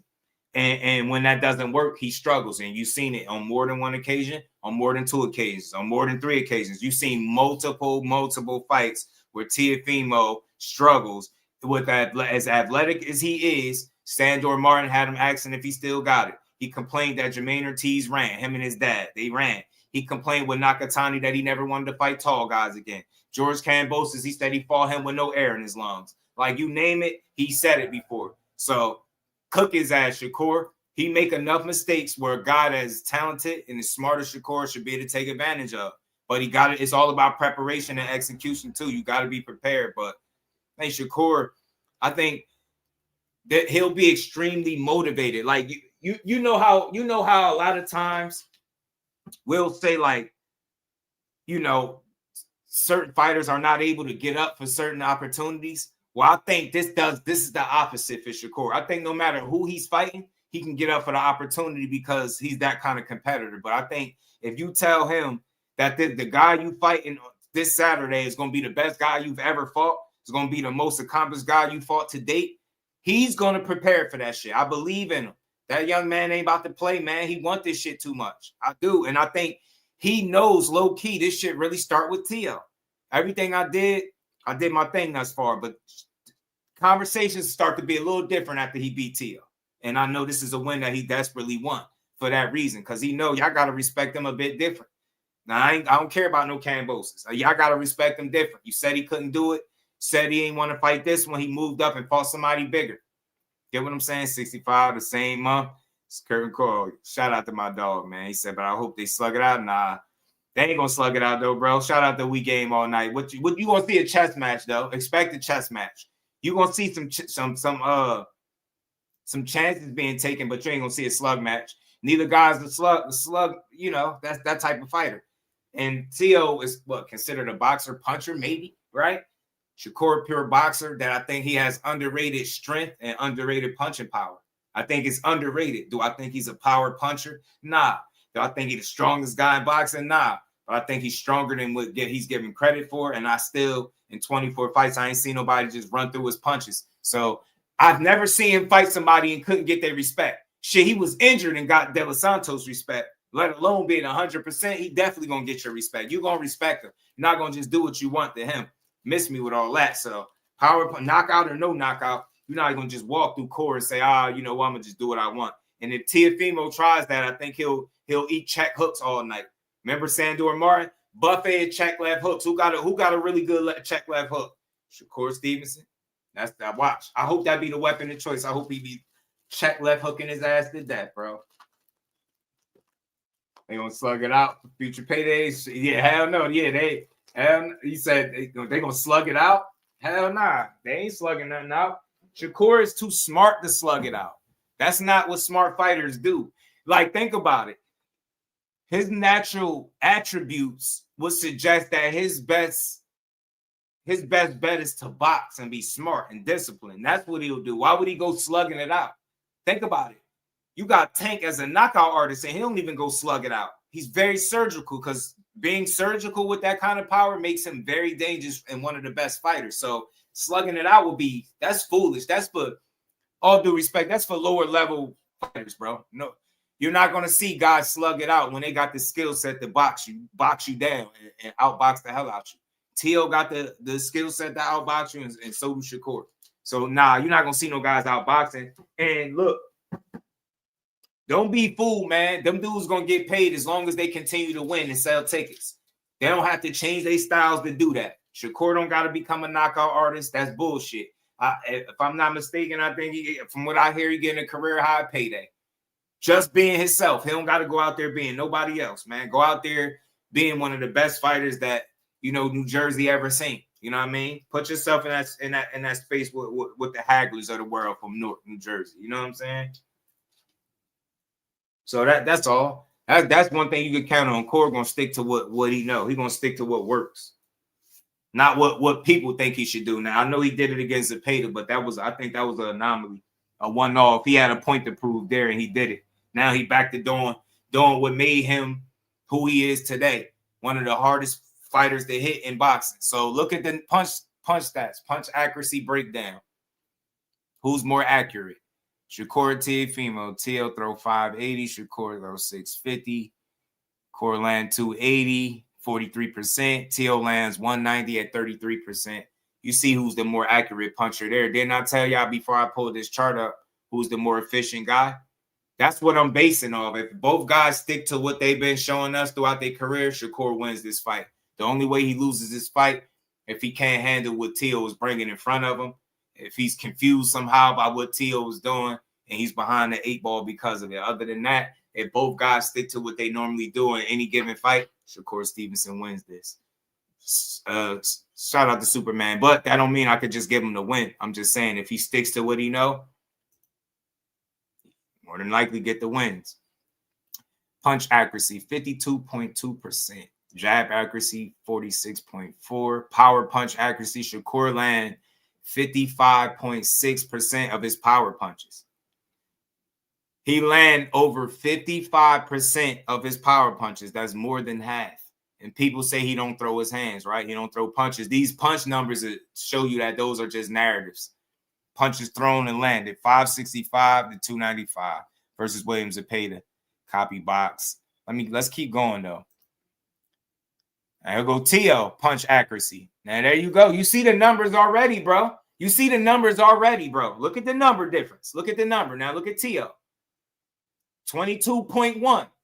What did Gary Antoine Russell just say about what Teofimo is not? Big Supreme, my dog. Is that Big Supreme? Big Supreme, my dog. Is that you? Why are you trying to look right? Hold on, let me get him right. Hold on. Let me get my guy right. What up with my guy, Big Supreme, man? What's good with it? But do you see the difference, bro? Look at the difference. 52.2% punch accuracy. 22.1%. His jab accuracy, 14.4%. Power punch accuracy, 36.9%. Shakur is over 55%. So that's why I'm saying if guys stick to what they normally do, even though it's no given that they will, because they both in there with the best guy that they've ever fought. So that's why I asked the question, can they both stay on par with the numbers that they've been putting out? You get what I'm saying? Thus far in their careers. We don't know. Know what I'm saying? 22.1. 36.9 power punches. Oh, man. This is going to be interesting. By the numbers, it makes it interesting, bro. By the numbers, it's very interesting, bro. Numbers tell the story. Fights tell the truth. Accuracy versus effectiveness. That's what this fight going to be. I'm telling you. Man, telling you. Hey, JP, they say he don't throw no punches, though, bro. He don't throw no punches, man. He got to let his hands go. He just got to let his hands go. Be like, bro, do you even watch the fights, man? So, Teo got his work cut out for him. But one thing you can't measure on paper is Teo's athleticism and his willingness or his ability to be unpredictable at times. At times. He's the guy that can be predictable and unpredictable all in the same fight, bro. Teofimo, I swear, I've seen him do it. I've seen him be hard to deal with, and then I've seen him be predictable at the same time. Don, what it do, family? How you feeling, my bro?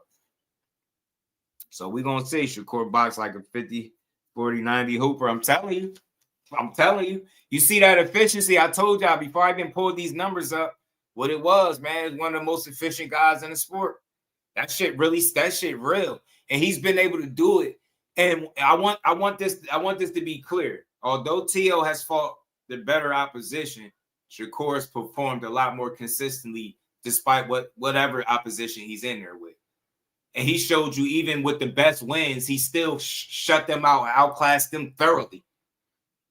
His biggest challenges he's done that with. Think about it. Him not doing good turned De Los Santos into a name. Him not doing it, him being injured and not doing what he normally do, got people looking at De Los Santos like more of a threat than what he actually is, if we being 100. So, again, Shakur Stevenson, go grind your ass off, work your ass off. If Ron Sims say somebody Teo getting cooked January 31st, I'm going to believe Coach Ron. You know what I'm saying? Him and the Bass brothers out there putting in that work, man.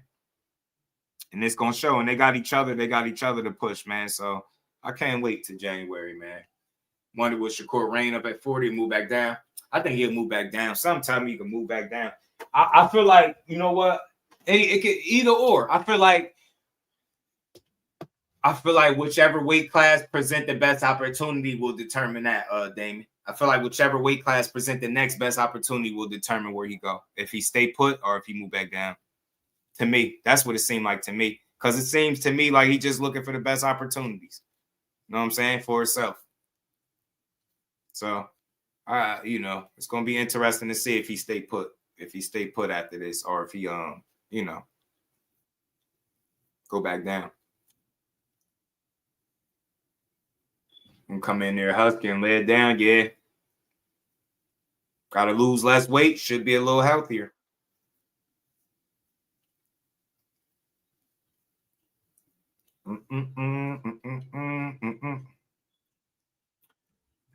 I feel you, Lobby. I feel you, bro. Because we all know what it's easier to go up than to come back down once you already been down. You know what I mean? Go up and come back down. So, but I feel like the reason why I wouldn't hurt him as much as if he did it because it's one fight, whereas he ain't fully acclimate there before. You know what I mean? He start campaigning up there. I feel like you should just stay there. But I think this move was what motivated this move was meaning the opportunity, right? And the options are slimmer. So you Shakur, you looking for names that move the needle for you in your career. And I think Teofimo definitely does that. I think more so than any name that he could have got at 35. So it make a lot of sense. I really respect him going these two dudes for making this fight, bro.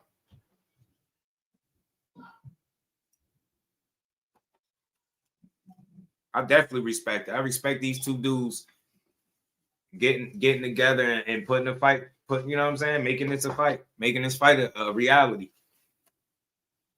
Respect on both sides. Corey got chubby. Got chubby Jr. He can't gain and lose fast. he just can't sit around. You know what I mean? He can't sit around.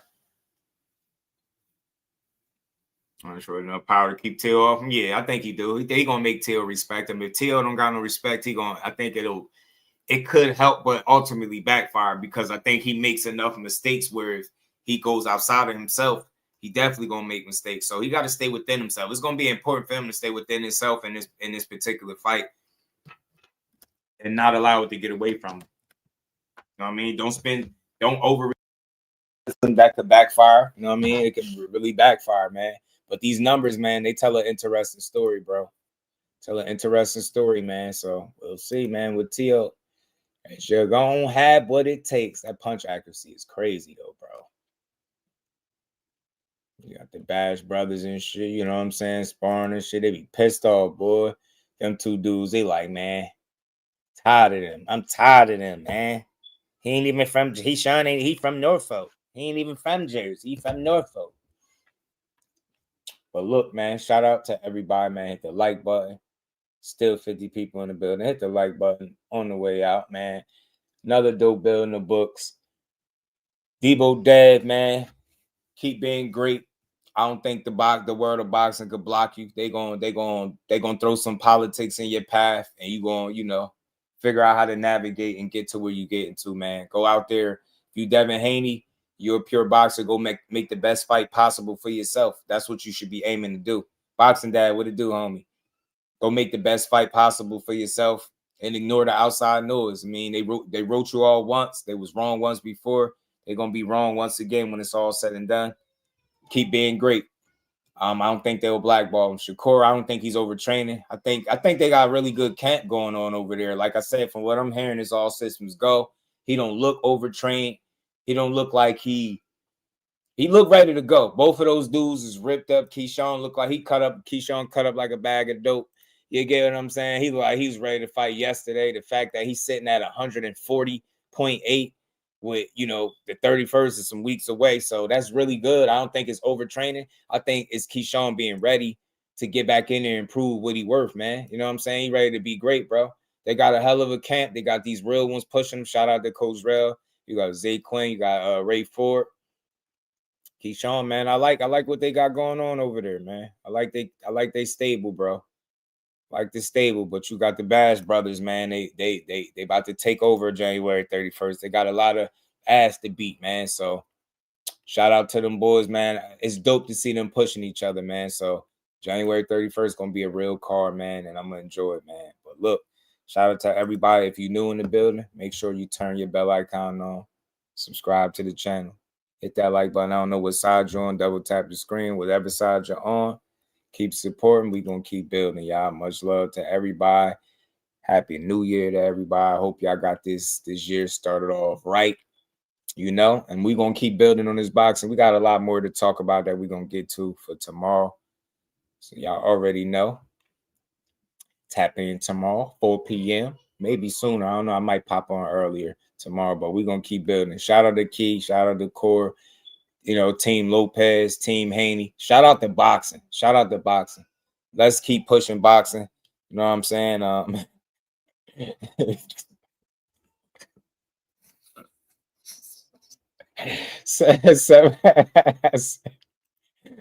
702, fool. Not an Eastern European, bro. You a fool, man. MAW, what's good, my guy? Nice, man. Always a good build with the family, man. And look, make sure y'all support. Make sure y'all hit the like button. Support the grind on the way out. We're going to keep building, man. We got some good fights coming up. Amanda Serrano fought this weekend. She had a entertaining, scrappy fight against Tellis. She won as expected, but it was a good showing for Amanda, man. Good showing for Amanda. But I'm ready to see the GWOAT and Franchon Cruz rematch. I'm ready to see Shadeja get her rematch, and I mean her opportunity. I'm ready to see some things. Little Reconcesso. Y'all stupid. Oh man. That's funny, man. This is funny. But look, we got some more stuff we're going to cover and we're going to get to tomorrow, man. Anything we missed. So with that, man, much love to everybody in the building. And I'll see all of y'all tomorrow. Peace. Representing Brick City, Shakur! Finding those levels, too. Look at that four-punch combination. It's a masterclass right now from Shakur Stevenson. That's what you're seeing. A masterclass. And Shakur meets him with straight left hand. Oh, there's a knockdown scored with the left hand.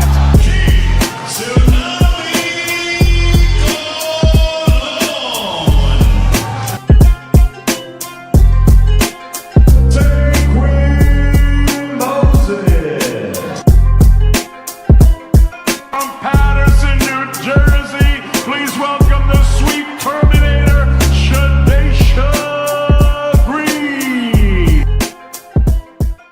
Make sure y'all subscribe to Just Boxing, the best boxing talk. It's probably the most unbiased channel on YouTube. Right now, we're going to give him his just due. Shout out to my brother Just